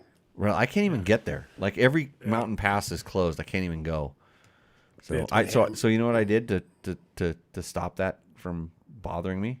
What'd you do? Bought 2 Husaberg 650s. Cured. Which You should turn those into snow bikes. Yeah, how was it? Did you ride it? I rode it, Oh, and yeah. it was chattering chattering. I heard so much noise that was not good. You mean like it sounded like there was ball bearings floating around inside the motor? Yeah. Or it was chattering because every time the piston made a stroke, it tried to break the chain in half. Shatter the whole That thing. too. Which- I which twisted sound? that throttle, and I went, holy shit. I said that in my helmet when I twisted that It's a throttle. kid's show, Matt, but since we talked about rods and shafts and all that stuff, we'll let you say holy shit. I need to tell the people my honest reaction was I screamed holy shit under my helmet when I twisted that throttle. And then I couldn't hear myself say it though because I was listening to all this stuff going on. When I went to buy these things, like one of them had to be pull started, like bump started, which was kind of sketchy. I had to watch the guy do it. He held onto the side of a truck bed rail and went down the street and did it that way. I'm like, well, takes balls. Yeah. And the other one was a little rough starting, but like I got on the one, once it warmed up, and I got on it, and I went down the street and I rolled the throttle one time, and I just knew $8,000 just flown out of my You said, out of "Holy my shit." wallet. Yeah, I said I didn't say holy shit. I said I remember this feeling. I need more of this. I need to take these things. I need to take these things back to my little place in Pahrump, where I can just like cohabitate with them and teach them how to be You my should have a bikes. snow bike kit, one of those bikes. That'll probably be incredible Actually, in the snow. If I know how much load a snow bike puts on a thing, they're probably the only single cylinder motorcycle that I would feel comfortable putting on a snow bike without adding nitrous to it. So You can still add nitrous. What's the story with the one that's no, got torn nitrous down? nitrous would make the cylinder head end up a part of my body. So what's the story with the one that got torn down? Are we doing a little story on that one, or you just want? Well, if I was into the doing it for the gram, I would have Instagrammed every portion of my thing. I would say, "Hey, this is Jimmy. I'm taking the side panel off. Look at me." But yeah, you can't take the side panel off in that because the side panel and the rear fender are all one thing. It's one. Unlike the 570, the 650 is actually a very easy bike to work on, and So I basically I framed it. So the one that I'm going to keep, so this is all part of a deal. I bought two of them, and I'm gonna sell one to a friend. The crappy one. No, actually, he's getting the newer one, which big may deal. or may not be the better one. These things are like ticking time bombs. But I'm selling it to him, but I'm the only one he could sell it back to. So we got a like kind of a prearranged deal. He's sort of renting it from me, but he's going to own it in the process because I know he'll take good care of it and he'll get it all fixed up just like I'm doing. So I decided I'm going to take the older one, the O2. I looked it over closely. I'm happy with where it's at, but it needed like a chain buffer pad, and I wanted to grease everything, and I rode it, and I was just blown away by the suspension, how well the suspension worked. Like, talk about a bike that feels like it has like 17 inches of rear wheel travel. That was it. So I said, I'm sending my suspension to George ESP. I mean, I know how to do the suspension. I could service it, but I wanted somebody that really knows their stuff to go in there and just make sure everything's good, because he will. He doesn't need to valve it or anything. It was really good. So so I just suspension out. I said, I'm going to pull the motor out because I actually pulled parts off of the motor to check it, and I'm looking for a couple little parts. But if it's out, I'll change them, and if not, I'll put it back together and I'll change them when it's time. It's just Good purchase. I don't know about that. That's I can always part out, and then so imagine this. So imagine you're Jimmy, and you're just out riding around out in the desert on your Tenere 700, and you look over and you say, "Hey, there's a guy with a bike in the back of his truck out in the desert." And so I was Jimmy. I was riding around the Tenere, and I said, that bike looks interesting. And so instead of just riding by, I rode over towards it. There was a guy with a Husaberg 450, I believe, in the back of his truck, and it just happens to be Dave Donnelly. He watches the show. Yeah. He acquires a lot of Husabergs, actually. He bought your Husaberg. My Husaberg, yeah. 300. Well, he had a Husaberg 450 that was in the back of his truck because he couldn't start it, so he pushed it to the top of a hill and tried to bump start it down the hill, and he couldn't start it, and it was in the back of his truck. So I went over and said, "Hey, I recognize him." I'm like, "Dave, what's up?" And he's like, "I got this Husaberg. Yeah, I can't start it."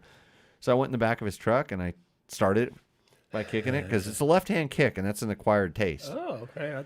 I don't have the muscle memory for So that. I kicked it and I got it started. It took a couple kicks, but I got it going, because an inanimate object is never going to outthink me. And it had it had compression, it had spark, it had fuel, so it's going to start. So I got it started, and he proceeded to offer to sell it to me. So I may or may not be becoming close to being in possession of a third vintage Husaberg. You do need more bikes. Yeah, everybody does. So I was in your garage earlier, and I don't think you need more bikes. I think you got it covered. Hey, We need more storage containers. Hey, speaking of Mike Shirley tonight, brought to you by Rally Navigator. Go to rallynavigator.com. The best rally. You like it when I say road book, not map book, right? You're the only person on the planet that says map book? Yeah, you invented it just to be different, to rub people the wrong way. Okay, so I'm the best convinced. road book software known to man. Probably the only one, I think. So here's and I was trying to explain to somebody, we're doing a little bit of rally training today. I had a guy here, and he was doing part of the, it's an online course, but you're able to come here and do some training. And so he was doing training. It sort of was getting rained out to a certain extent. So we were doing some talking in the garage, and I was explaining to him like different types of notes, like how different map book makers make different notes. And I said, imagine if you're in this garage and you had to draw a picture of the inside of this garage. You would put like some motorcycles in it, right? Imagine drawing the inside of my garage without putting a certain number of motorcycles. And he goes, uh-huh. And I go, because he showed me a map book that a guy had built for him. And I go, that guy draws this garage and there's no motorcycles in it. Now, whether or not that what he's telling you is the exact information, it might be the only information you need, but you're walking into a garage that has 100 motorcycles in it, and he's not going to draw a picture of at least one or like two or he five. Put Stella the cat. No, he didn't put anything. He just left out a very important ingredient of that particular. It wasn't done yet. Why you judge so hard? Oh, no, it was done. He sent it to him. I looked at, I kind of scrolled up and I said, yeah, don't train with this because this is a whole different level of training you need to do. So, ski biking has been amazing in Arizona, says Brenda. See? Brenda's Thank into you. it. Yep. Mm-hmm. We paid her $200 to say that. Yep. Allegedly. Actually, we buy our viewers. Taco Mike did. Yeah, we buy viewers. Yeah, if you want to buy viewers, if you want to get bought off on this show, just go to dirtbiketest.com and then search in the search box, how do I get bought off? And then click on one of our links. Go to one of our pages, go to Amazon or go to Rocky Mountain MC, and you can bought off anything you want, and we'll be buying you off. Yep. Okay. Jimmy, do you use a GPS, Trail Tech, iPad, tablet, or something else while trail riding? I use the Jimmy positioning system. It's called JPS. I need to figure out how to monetize it because everybody does this GPS thing. But in reality, no, I run a Trail Tech Voyager Pro. We did this. We were buddy tracking the whole time in Baja. How was it? That's actually really cool feature. Yeah. That's the first time using those Trail Techs, and it worked perfectly. I know that new one, the screen's a lot nicer, but the buddy tracking. Here, let me hand really you some cool. money under the table. Yeah. And I know you can't put it in your pocket right now because you don't have any pants on. But so I use a Trail Tech Voyager Pro. It's funny because the guy I was training with today had a Trail Tech old Voyager, and I wanted to record his track log, so I'm like, just record it on this. This will be perfect because it's just so simple and easy to use. But so I use an iPad tablet, and I'm actually thinking of going over to Android and trying that Terra Prada. That's really cool. He was having some issues with it. Was using it, but he's having some issues with it today. And I think pretty sure like anything that's brand new, they'll work some bugs out, and it'll get really good. But so when I explore Adam, I'm kind of like an alien. I can look at a map and I can memorize it, and I don't need to have like a GPS track log or something. And kind of what I find fun about exploring, if I start getting like I don't know exactly where it is, I'll just go explore it, and I'll have like a Voyager on there, and it'll have my track log. And if I really want to go back and analyze it more in depth, I can take that track log out and I can lay it on some software that'll show me where I went and how to connect it, and I can use whether it's Forest Service, motor vehicle use maps or, different kinds of things. Everybody kind of has. There's so many different options available for doing this stuff, and Mike probably knows as well because you deal with this on Rally Navigator all the time. The different base maps and things people can use. We ran the first Rally Navigator. We were using Google Maps, and we switched to Mapbox, which gives us some 3D. Which is actually really cool for rallying. Right. All of a sudden, you tilt the perspective and realize like, oh, that's a huge hill, not just driving across a field.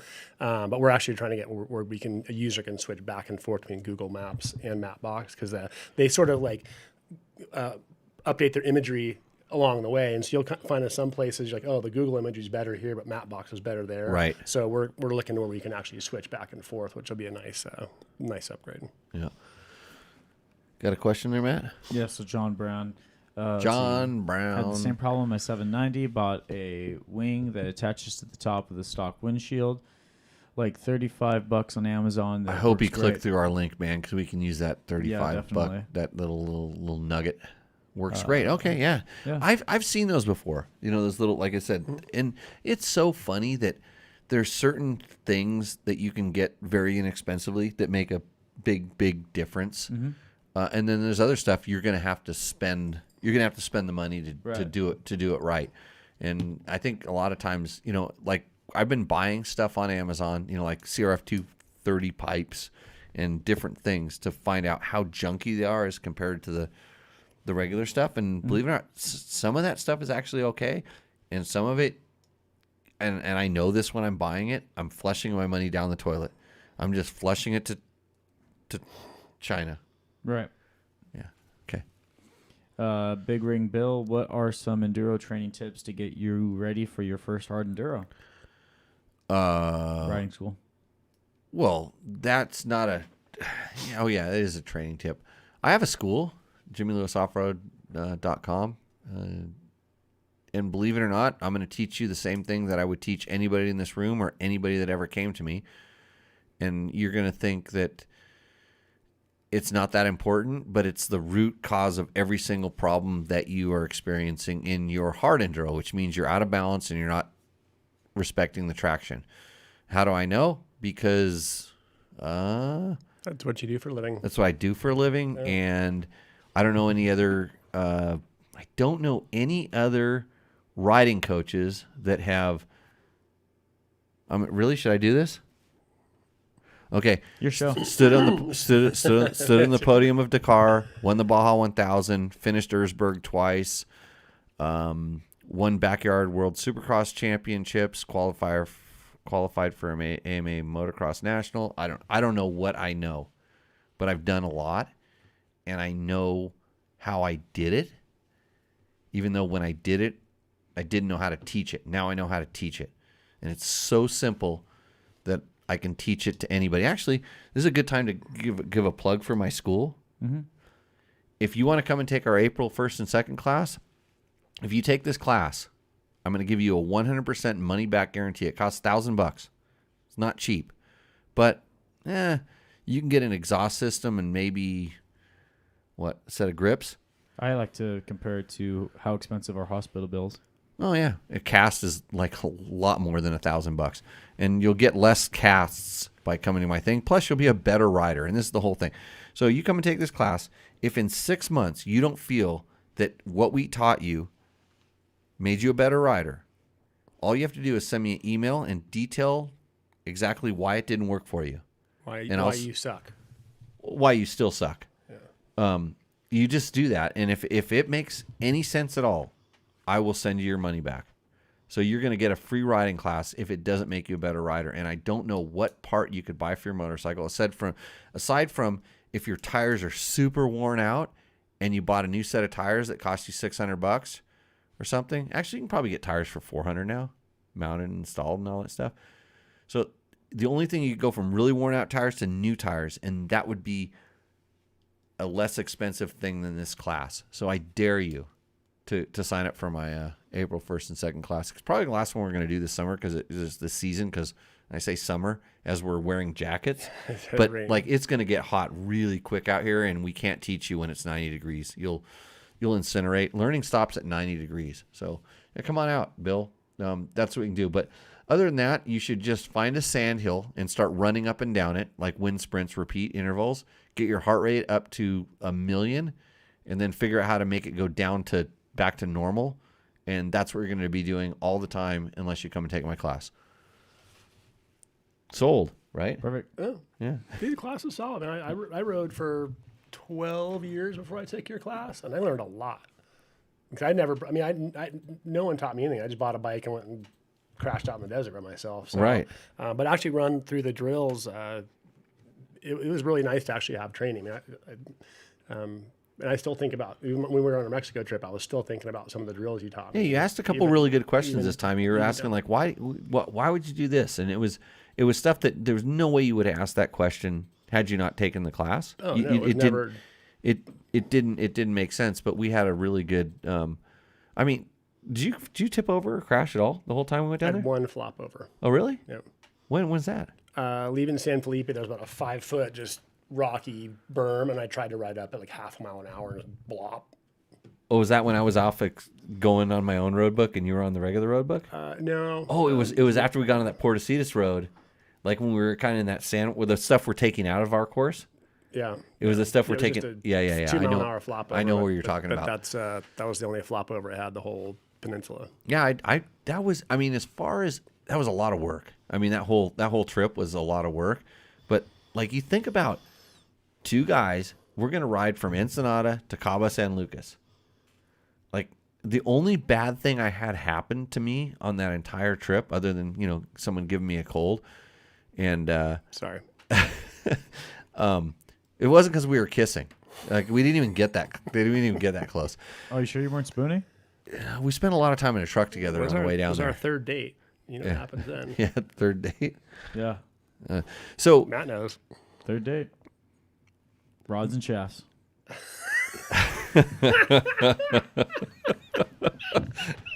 it's not a kids show anymore. So.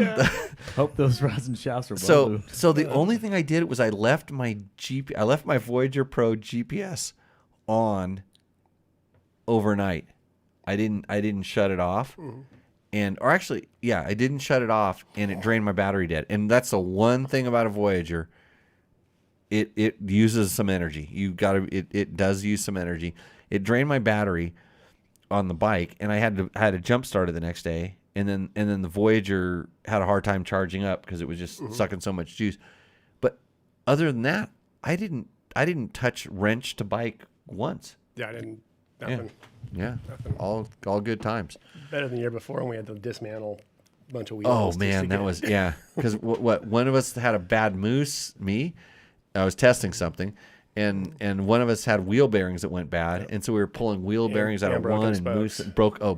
broken spokes and all that stuff. So, yeah, not a bad little run. It was solid quality fun. Yeah. Okay. Yeah, Big Ring Bill. So Big Ring, he's probably talking about mountain bikes, right? He runs on the Big Ring, big chain ring. Yeah, I think so. Yeah, I think that's what his handle is there for. So, do we have any other questions on the thing there? Well, Or it's time for Rooster Endo. I'd say let's go into Rooster Endo. Everybody's 'cause favorite Everyone segment. loves it. Mike's been waiting for Why don't you hours tune in? For to do hours. this. The only reason he came here is to do Rooster Endo. we have a full docket of Rooster Endo here for you, Mike. I drove 7 hours to give all roosts. Oh, sounds good. All right, well, let's get right into it. Brought to you by Taco Moto. First up is going to be Jason Hey, snow bike. Moreo, 31-year-old from Avalina, Saskatchewan. Okay, so he gave us his specs. Yep. Okay. I'm going to just tell you straight up, I can look at that picture, and that bike does not have enough power for a snow track. But, okay, let's keep going. Yeah, I was thinking the same thing. Let's see. It's in the winter. He said even in the winter they like to come from underground to ride in the snow. He rides a 2022 Gas EX300. I like this guy already. Yep. With a 2019 Camso DTS 129 snow bike kit. The bike otherwise is fairly stock.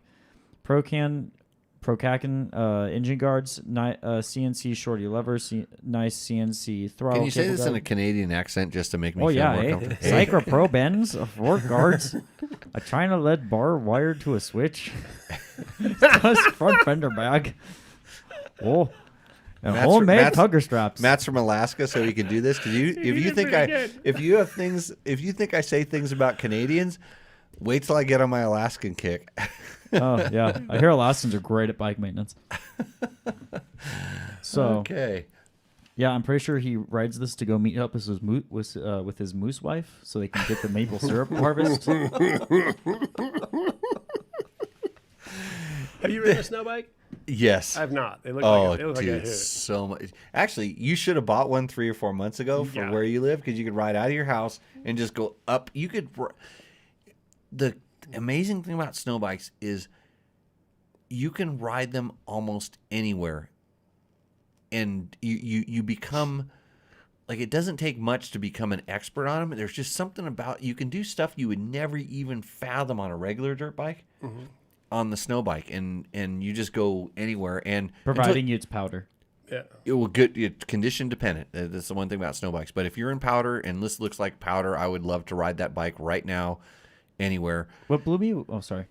Go ahead. I was gonna say what blew me away when I rode snow bikes, which I have one day experience on them, was how different you have to ride them.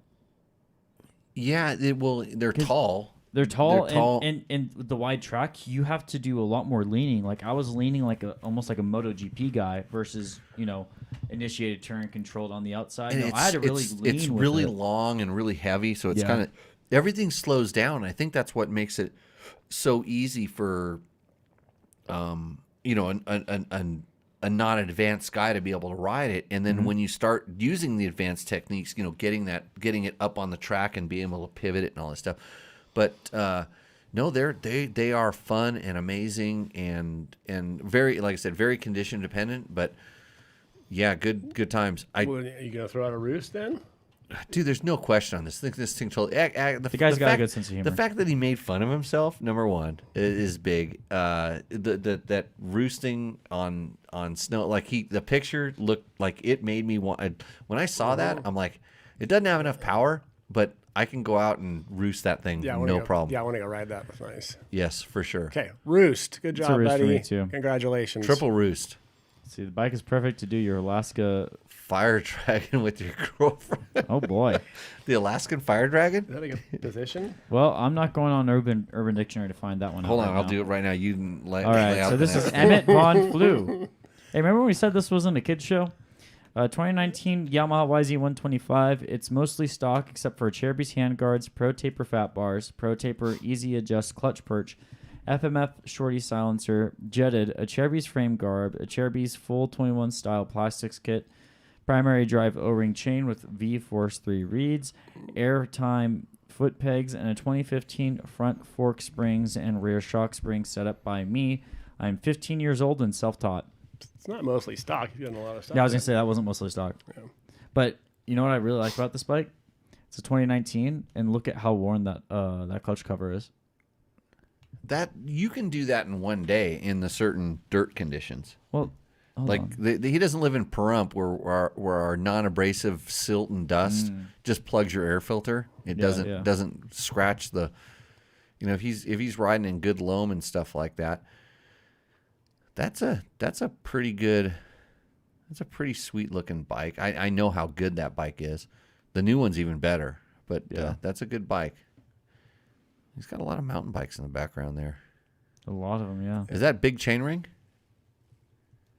Big chain ring? It could be. You never big? know. Big Is that Ring big? Bill. No, this Is that big ring Well, Bill? Emmett here is 15. So, Emmett's 15. Yeah, Like the enthusiasm. You think his dad made him write the thing?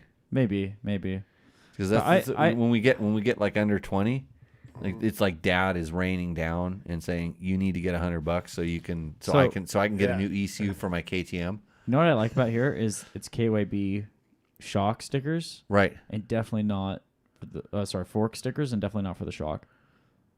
Well, wait a minute. Look at the frame. The frame is actually painted. Is that a It's Cherubies? blue. Yeah, it's, protector. it's paint. Oh, it's the protector. Yeah, you put the protector. With the okay. Well, no, this right here, that's not the protector. That's the frame. But This is the protector. no. I think the protector goes all the way up. I haven't Oh. seen one of those things in person, but looks pretty good. Yeah, no, this is rich for me. I like the YZ125 a lot, and Blue wheels do it for me. blue wheels are pretty With the good. white stripe on the back, or Yeah. is that a worn? Is that? I think that's worn. Do you ride it on a flat? He roosted too hard. Roosted too hard. Yeah, Yeah, yeah. I'll go with Roost. I'm gonna give him a Roost. Yeah, good bike. So an Two Alaskan fire dragon is a certain type of fire-breathing dragon native to Alaska. Much like the Sasquatch or Bigfoot or Loch Ness Monster and others, the dragon is claimed to exist by some, while others are skeptical. So That's And- not as weird as I thought it was going to be. I know. The fact that Victor brought it up, I'm sure there's a second definition I'm missing, but I just like to. So Mike, yo man, I saw an Alaskan fire dragon flying over Cook's Inlet, and then you're supposed to say, Jimmy, you sure you didn't smoke too much dope? What are you talking about right now? No, there's a lot of drug use in Alaska, so I can imagine people would think they saw a fire dragon. Okay, I might go check that out. Okay, so next up is Dean Kemp, and this is a 2021 Yamaha T7. Flex bars, Cyker handguards, Coyote bags, Camel 1.3 gallon tank, Camel skid plate, Came high exhaust. I'm going to assume that's supposed to be Camel high exhaust. Yep. Camel rear brake lever, Yamaha chain guide, Kenda big block on the rear, Pirelli Rally in the front, Lucky Spur saloon hat, and a homemade tail titty. Titty. Spelled He spelled properly? it titty. Yeah, he spelled good. it titty. I'm glad this is one of the jokes that has stuck around. It just like beady eyes from the Canadians. Yeah. That thing, like, I'm sitting there going, I feel like I've ridden there before. It looks so Nevada BDR-ish. Well, he is from Kingston. Oh, what's his name? Oh. This is Dean Kemp. Oh, Dean Kemp. Oh, Yeah, Kingston. It's so funny. I look at the picture and I go, Yeah. that looks so was Nevada like- BDR. I was gonna be like, no, I'm pretty sure you've ridden here before. Yeah, that's a he wishes he had the wheels I just got. I just got some W wheels. Those things. Oh look yeah. sweet. Oh, I Did you saw see, those. You see those They things? look Ooh, badass. I can't wait to see those in the vlog. They're Han. They have Han hubs and XL rims, and they're black and gold.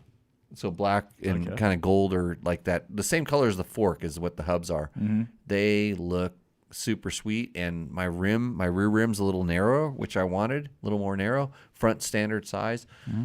So he's got the right tires on there.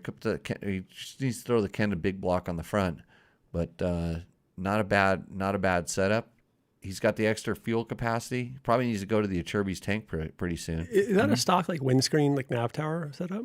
Yeah. They come with this little thing that could be much better, but it's just a little tiny digital dash that just it's nice. It does what you need. But you know, for the bike at that price, it's pretty amazing. You're getting this thing. I wish there was a way you could just like unplug it and plug something better in. You know, you could probably just do a Kendall Norman, which is cut a piece of like cutting board, like not wood ones, but like the composite cutting boards, white, and just whatever. lay it right on top. You could probably just use a couple strips of tape, set it on top, and then mount your iPad to it, and then you can have whatever you wanted on it. But that's a Roost. It's a solid Roost. Yeah, I'm with you. I like it. I haven't ridden one of those bikes yet. I want to check them out. There hasn't been a single endo yet. This is also a Roost. You know why? Because I'm full of positivity. Oh, Not yeah. like old Uncle. Bring in the good vibes. Uncle Good Endo vibe. next to me. Yeah. Uncle Endo, thanks. Oh. All right, next up, and he's been in the chat. He's been very excited about this because this was a submission that got buried. So I do Oh, apologize boy. to Asher. Asher, I can't pronounce your last name. I do apologize. This is a 2005 Suzuki DRZ 400S. It's Blue Crew. Blue Crew to me. It looks blue to me. Mods are Flatland Racing skid plate, Flatland Racing radiator guards, Clark 3.9 gallon tank, Tusk full wrap handguards, Zeta triple clamp handguard mounts, Chinese IMS clone foot pegs, Tidy tail, Tusk rear blinker kit, 3x3 airbox mod and rear jet and rejetted. Rinthal handlebars, tachometer, upgraded petcock, seat sag, Corbin seat, brought cheap from a guy who likes seat concepts more. Front fork grab rope, custom plate bracket to hold together snapped plate. I apologize. So Asher, there's a. Do we have an counter for you? Can you get there's a lot of typos. counters on this? My counter is through the roof right now. Trail saw mount made out of reusable zip At least our ties earphones mounted aren't on clipping handlebar. right now. We're not going. We fixed that. So If that bothered you, that's what the whole first half of this show sounded like. Thanks to our producer. I didn't do a single thing any different. I adjusted the board during the break, and that's why I really, really have to take a pee right now. Yeah. We might have to take a second commercial break in a second, but Well, you got 14 minutes left of this Asher. show. I don't know. Mike and I can take over. So there was a time when I was racing rally, Yeah. and Johnny Campbell. You ever heard of this guy? Familiar. Johnny Campbell could pee himself while he was racing, and he used to be very proud of this, and he could talk about it. But his wife Faye was a saint for having to clean his pants and his boots when we were on like Nevada rally. And one day I just overhydrated, right, and I had to do it, and I'm like, okay, I'm going to do it. I lost more time trying to slow down and pee, because it has been a discussion that people have had before. I lost more time trying to slow down and pee than I did if I would have just pulled over and did what I usually do, which is I can literally let go of the handlebars and unclip and unzip and get everything ready to go, and like grab the handlebars and go, and then slow it and skid, come to a stop, and just stand next to the bike, lean the bike against me, and pee it out, and hop on the bike and go. Like You're a fast peer. It's ready to go. You want to tell the number 2 stories from Africa? That's a whole different story. But the level I'm at right now, I'm contemplating just letting it go. Why don't you just go? And I mean, the thing is, like, we're not wearing pants or anything here on the show, so it's easy to do. Well, we got a lot of electrical equipment here, so I don't want to. I don't want you to become a little fountain boy. And I know your dog was down there, so it probably already peed. So I'm like kind of going, if your dog was in here, it probably peed. I can pee. It's all the same. Yeah. But back to Asher's getting antsy. He said, "How many bikes have been shown yet?" Yeah. Well, Asher was the one who said his brother's engine blew up. So. Oh, okay. So I don't know how closely he's been paying attention to the show. So, and I do. Let's see, Asher Petkovic. So I do apologize. Petkovic, yeah. So how long has he been waiting to get his bike on this show? About March 1st. March 1st. Yeah. So what happened of last year? No. This year. Okay. Because what he did was he had submitted it through our messenger DMs.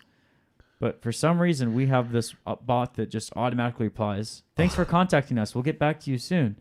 And then it gets rid of the notification that the message was sent to us when it does that. Good. I'm glad we just realized who's responsible for all the problems we've been having with our stuff. If we don't get back to your DMs, if you get a message saying the best thing thanks for about this contacting show us, is that we get to have discussions here that we would not ever have in normal real life. We can talk it out and get things sorted out, and so that's good. I'm glad that I learned about this, as I'm the. You know how Mickey Mouse is to Disneyland? I do, yeah. Yeah. Do you think Mickey Mouse cleans the trash cans? No. No, I do. So I can't really claim Mickey Mouse here. I also have to sign the checks. Do you think Mickey Mouse signs the checks? No, Walt Disney signs the checks. Really? I can write my own checks then? I want to be Mickey Mouse. I know this is Mickey Mouse, this whole show. And Asher is going, "Come on, talk about my bike." Get back to me. Sorry, Asher. We're doing our best, but you want to know what an Alaskan fire dragon is? Poor Asher. He's dying with anticipation right now. An Alaskan fire dragon is not a sexual act.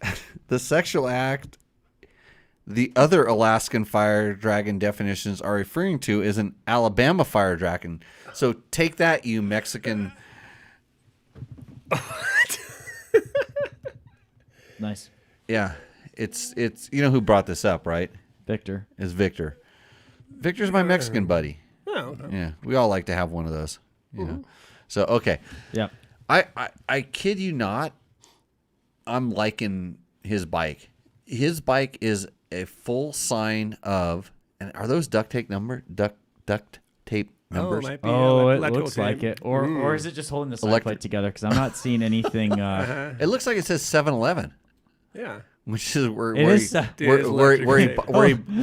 buys his hydration equipment. He's riding down in District 38. This is what I'm seeing right now. He's deep in the desert in District 38. It's sandy. He's having a really good ride down there on a very inexpensive bike that all of the parts on it are purposeful and inexpensive.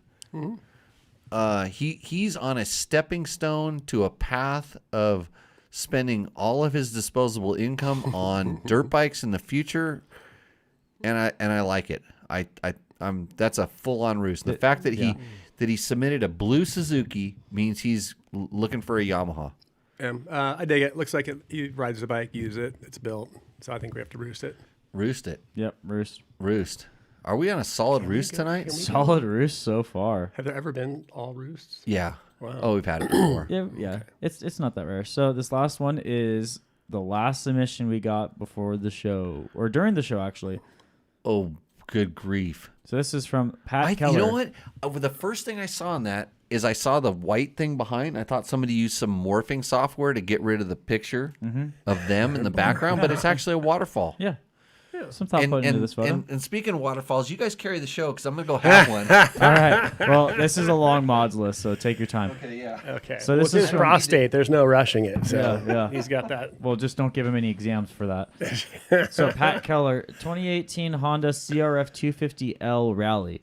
Olin shock with remote reservoir, Racetech spring kit in the forks, EJK controller, full Yoshimura exhaust, a TomTom Rider 500 GPS, Pro Taper CR high bend bars, Barkbusters handguards, Moscow Moto Pico tank bag, Denali auxiliary lights, double take mirrors, Seat Concepts comfort seat, TourTech spare gas container modified to fit the toolbox spot, Wolfman E base with 3 large rolly bags, Titty tail, spelled out titty.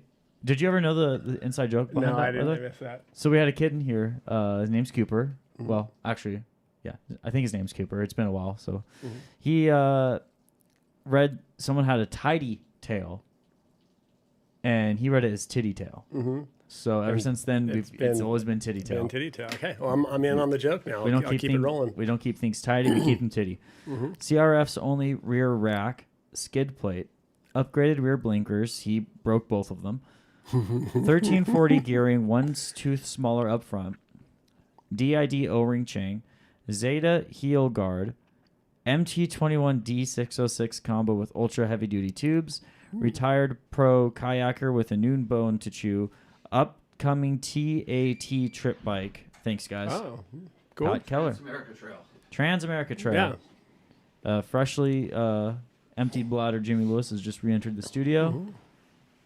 And yeah, so did you hear that whole list, or do I need? I to go actually again? heard it. I was just right out beside the door. Yep. Trying to keep the dust down around here. Dude, if he's getting ready to And do Brenda the wants to know tap- why we don't wear external catheter kits. Because the peeing really isn't that much of an issue. I mean, it's not like car drivers or something for some reason. Catheters are painful. Well, no. Have Those you are ever done outer. an external one? Oh, external one. the right. condom catheter. Got it. Yeah. So it's like a condom that has a hole at the end with a tube Right, going right. down it. Don't And mix so- them up for a regular condom though, because there's a hole. They don't stop babies. Oh. Haven't really. They're meant for fluids to pass through, not blocking. don't Right. touch them. Dude, if that guy's gonna ride the Trans-America Trail, full roost. I did that in 2010 or 12, and it was fun as hell. I like Yeah. the gray and white. The bike looks sweet. I mean, I listened to his list of stuff, and he's got all the stuff on it. He's thought about it and put some things on it. Looks pretty stout. It's a good bike for someone who's Thanks for getting into it, for too.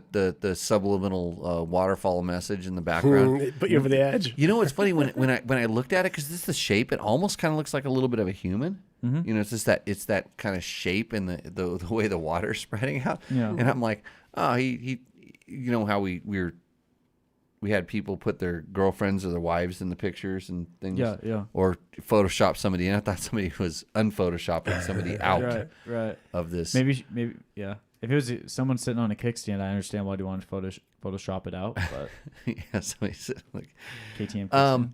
yeah, KTM. You know what I spent a good portion of my day doing, Matt? Yeah, that KTM kickstand.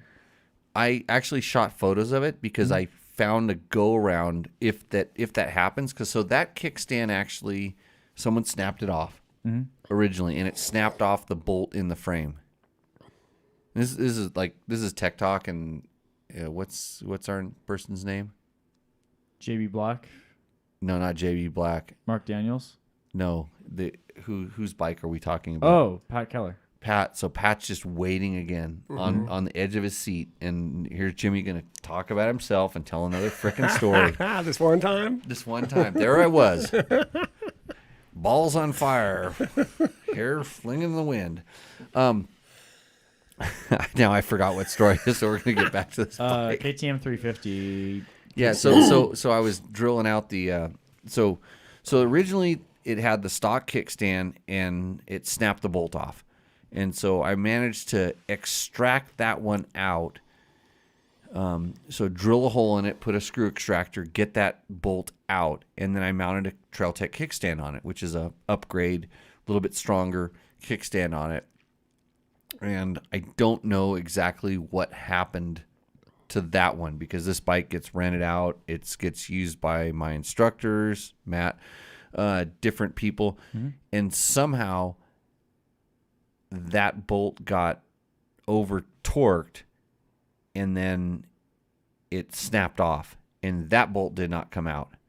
And when I was, trying to drill it and stuff, I couldn't extract that bolt out of it. It was like literally locked in there because I probably Loctited the bolt. So when we ended up extracting it, the hole was ruined. And this is a part of the frame you're drilling in. Mm-hmm.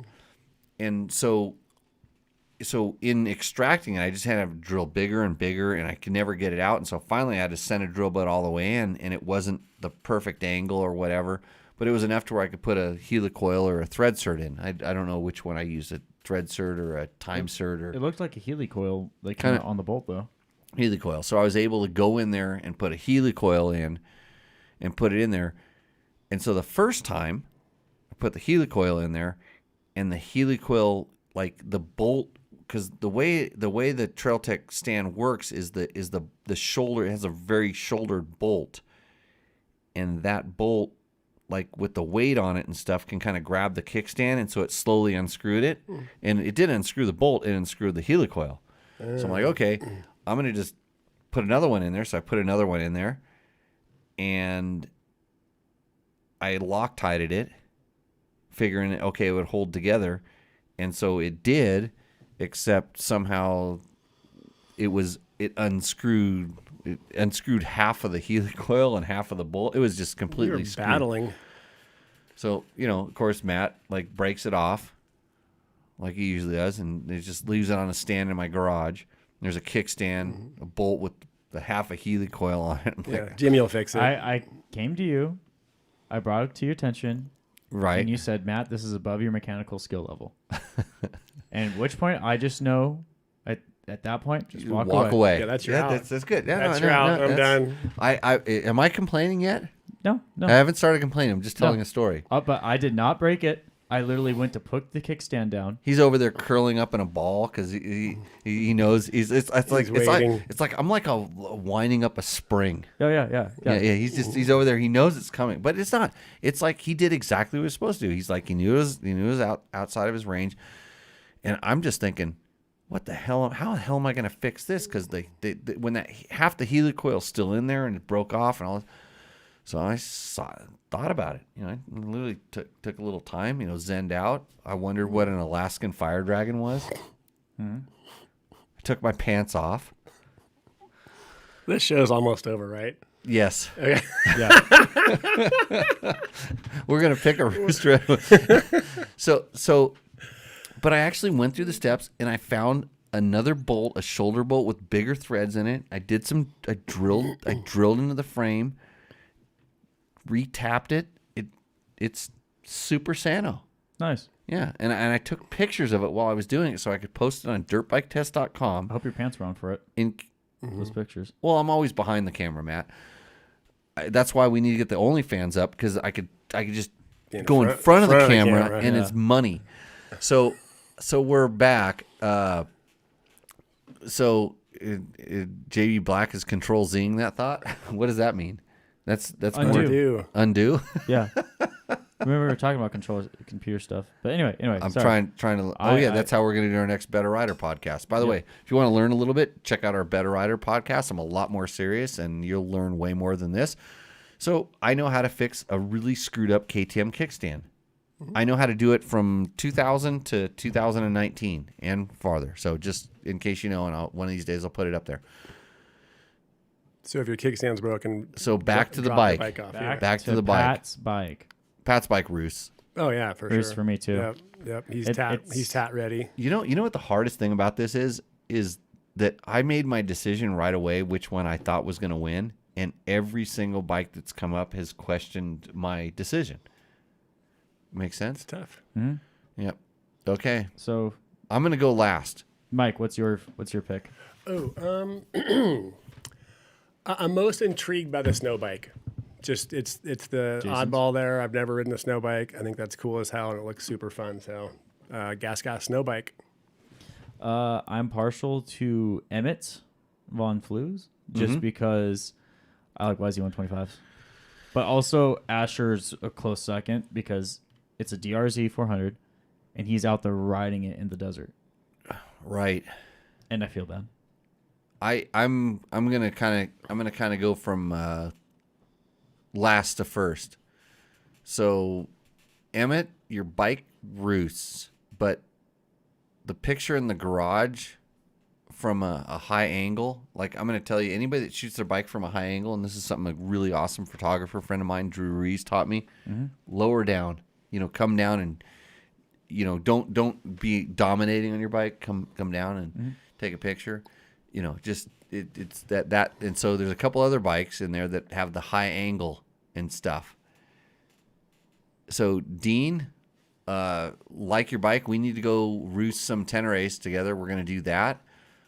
Pat's bike is awesome, except the ghost in the background, the ghost figure in the background that made me want to go pee. that was a little problem. Asher, you're so close. If you would have been in any other Roost Endo segment, it probably would have won. But I'm going with Jason's snow bike as well. Hey. And not in the first thing I did. The first thing that came out, I was like, that doesn't have enough power. But it had enough. It had enough power in his presentation, B, his picture. Like I talking about the lower angle or something, just appealed to me. He showed where I like that virgin snow. Like you could do one of those turns in that snow bike where you lay it in, your shoulder drags in the ground, and not just me, you and you and you. Everybody could do that because that's the way snow bikes are. They're pretty amazing in those kind of conditions. So I'm super stoked on that one. I think that wins, and it's Matt. It's 2-1. You lose. Yeah, sorry, buddy. That's fair. That's fair. So Jason, thanks. Jason's was good, but it's actually kind of like my last one. Yeah, because we're dirt bike test. Because you live in Las Vegas. You grew up in the snow. There's snow underneath that dirt. I know it. There's not a road underneath it. It doesn't have a supermoto. Do you mean there's dirt underneath that snow? That's what he meant. Yeah. There's dirt underneath that snow. Is that what I said? You said snow underneath that dirt. Oh yeah. It's getting late. Hold on. It's definitely it's time to stop. That's why we're gonna have a little bit of a huzzah. You want to kick the? I'm good. I did that last night. That's good. I'm gonna do a little bit for a hangover. Oh, you know what? Since you're saying no, you know what? I'm gonna make everybody mad. This is what we do in the show. Specialty. It's like it was always one up it. Oh wait. Oh yeah, this doesn't come out very often, but the fact that you're not drinking means it's time for bring out good stuff. No, it's not that good. It's not that good for anybody. It is from Costco. Yeah. So I'm gonna have Clase Azul Ultra Anejo, which is everybody should have this every once in a while. Is what I always say. So Matt, do you want to thank our sponsors? Yeah, I do want to give a big thank you to Yamaha, Taco Moto, Scott Sports, Klim, which I actually got to wear the Revolt pullover jacket recently, DDC, Trail Tech, Fasst Company, Seat Concepts, Bulletproof Designs, and Double Take Mirrors. And don't forget to click on the Amazon and Rocky Mountain links on dirtbiketest.com. Click through the Support DBT link on our homepage, and you'll find those links there. And don't forget to check out jimmylewisoffroad.com. You can check out our beginner series, online beginner series at jimmylewisoffroad.com/learn-to-ride. Hey, I think we should send Asher a T-shirt, DBT T-shirt. Asher, in the chat right now, put what size T-shirt you are, and I'll see if I can hook you up. Because the bot, Matt activated the bot, and I feel bad that he did that. I didn't activate the bot; it's just there automatically. And I'm gonna try to take care of that for you because I do think your bike did necessarily it roosted pretty hard for me. So Yeah. and I'm stoked that you were in the show and And the chat. and all that stuff like that. So Send it to Matt at jimmylewisoffroad.com. yeah, That and your where we should send it. send an address and your shirt size. I was actually putting the shirt size there because we don't have a whole lot of them. We're kind of running low. You said you wanted to talk to me about T-shirts earlier. I in the do show. want to ask you about T-shirts. Like off air. Off air. Okay. You need a T-shirt, Matt? Running out of clothes? No. Does your girlfriend want a T-shirt? No, but I don't have a girlfriend. Okay. There you go. Asher, size large. Boyfriend? I don't have a boyfriend. Okay. That's the way it goes. He's size large. We'll hook you up. I'll find something over there in the things. But yeah, thanks Matt for helping out with the show tonight. Mark Daniels. Hey, his shirt, Asher's shirt doesn't require a Ricky Brayback signature, which, believe it or not, are hard to get. Even though we just noticed tonight up on the wall that I was wondering, there's a Ricky poster over. It's a nice poster that he gave me that was sitting over in the corner, and I said, "Why is this here?" And I couldn't figure it out. Mm-hmm. And then somebody pointed out to me, there's a new one that says, "You have been roosted, Ricky Brayback." So he replaced his poster last time I was here, even though he didn't sign your T-shirt that I thought he signed, that I thought we sent out, but it just didn't go anyplace. So there's a lot of stuff going on here. Very busy. Hey, thank you everybody for joining in, listening to the show, joining in the chat. We are stoked that you're here. We're glad you're participating. If you're listening to this thing offline on one of our, what do they call them, RSS feeds? Yeah, so if you want to check out the podcast audio, and we upload it on Spotify, Apple, Google, the big ones. Hey, Mark, are you bummed that I just had Class A Azul Ultra and Ajo? So, Asher, I'm going to put it in the chat right now. Yeah. It should be matt@gmailsoftware.com. So, but anyways, thanks for joining in. Tell a friend. This is something we do for fun, and we want you to have fun with it, and we hope you learn something. And what makes this show fun for me specifically is I get to answer questions, and when I do walk out of here, I'm not just happy because I had a little shot of tequila. I feel like I've made a difference in somebody's motorcycle riding, helped you make your bike work better. I've helped you become a better rider. I've wasted a couple hours of Mike's time. Mm-hmm. I'm going to help you prep your bike. Like, I started your bike up today. I listened to it for a second. We made some diagnoses. And you're going to have a great bike for this weekend's little, California rally thing? SoCal Roadbook Ride. Four ride. Days down in Ridgecrest, California. It's a non-event. Just some people that are randomly showing up in one spot to go ride some roadbook loops. That's super cool. Yeah, it should be super fun. Yeah. And I know, like, Paul Neff went and did this last year and had a really good time at it. And these are we'll call them like a flash mob. It's a flash mob of people that enjoy a similar thing. So if you want to go rush a state capitol, if you want Storm Area 51. Yeah, Storm Area 51, or go ride some roadbooks, there's groups for you. Mm-hmm. Yeah. So Jerry says he likes your hat, even though he didn't say that. He should have commented because you're part of the team. I'll put a sticker on your bike now because we've ridden together, and that's all good. So Victor wants a link to what? The Alaskan Fire Dragon? The ride. But the Alaska Fire Dragon could be what you call the ride. Victor will just follow you. Hey, Victor, check out Adventure Rider Racing Forum, SoCal Roadbook Ride. You can find it, all the information there on Adventure Rider. Yeah. And always make some roadbooks for me on rallynavigator.com. The new Rally Navigator 2 desktop software is pretty awesome. Pretty sweet. Big release coming next couple days. Uh-oh. Road rallies getting dialed in. Road rallies. I'm all about those, not. Yeah, me neither. Okay. Hey, Matt, thanks for showing up. Yeah, of course. Thanks for bringing your dog in. Yep, and then the dog got dropped off, and then I'm going to go pick her up again. Sounds good. And we will see you hopefully next week. Bill, it's always interesting, so we'll see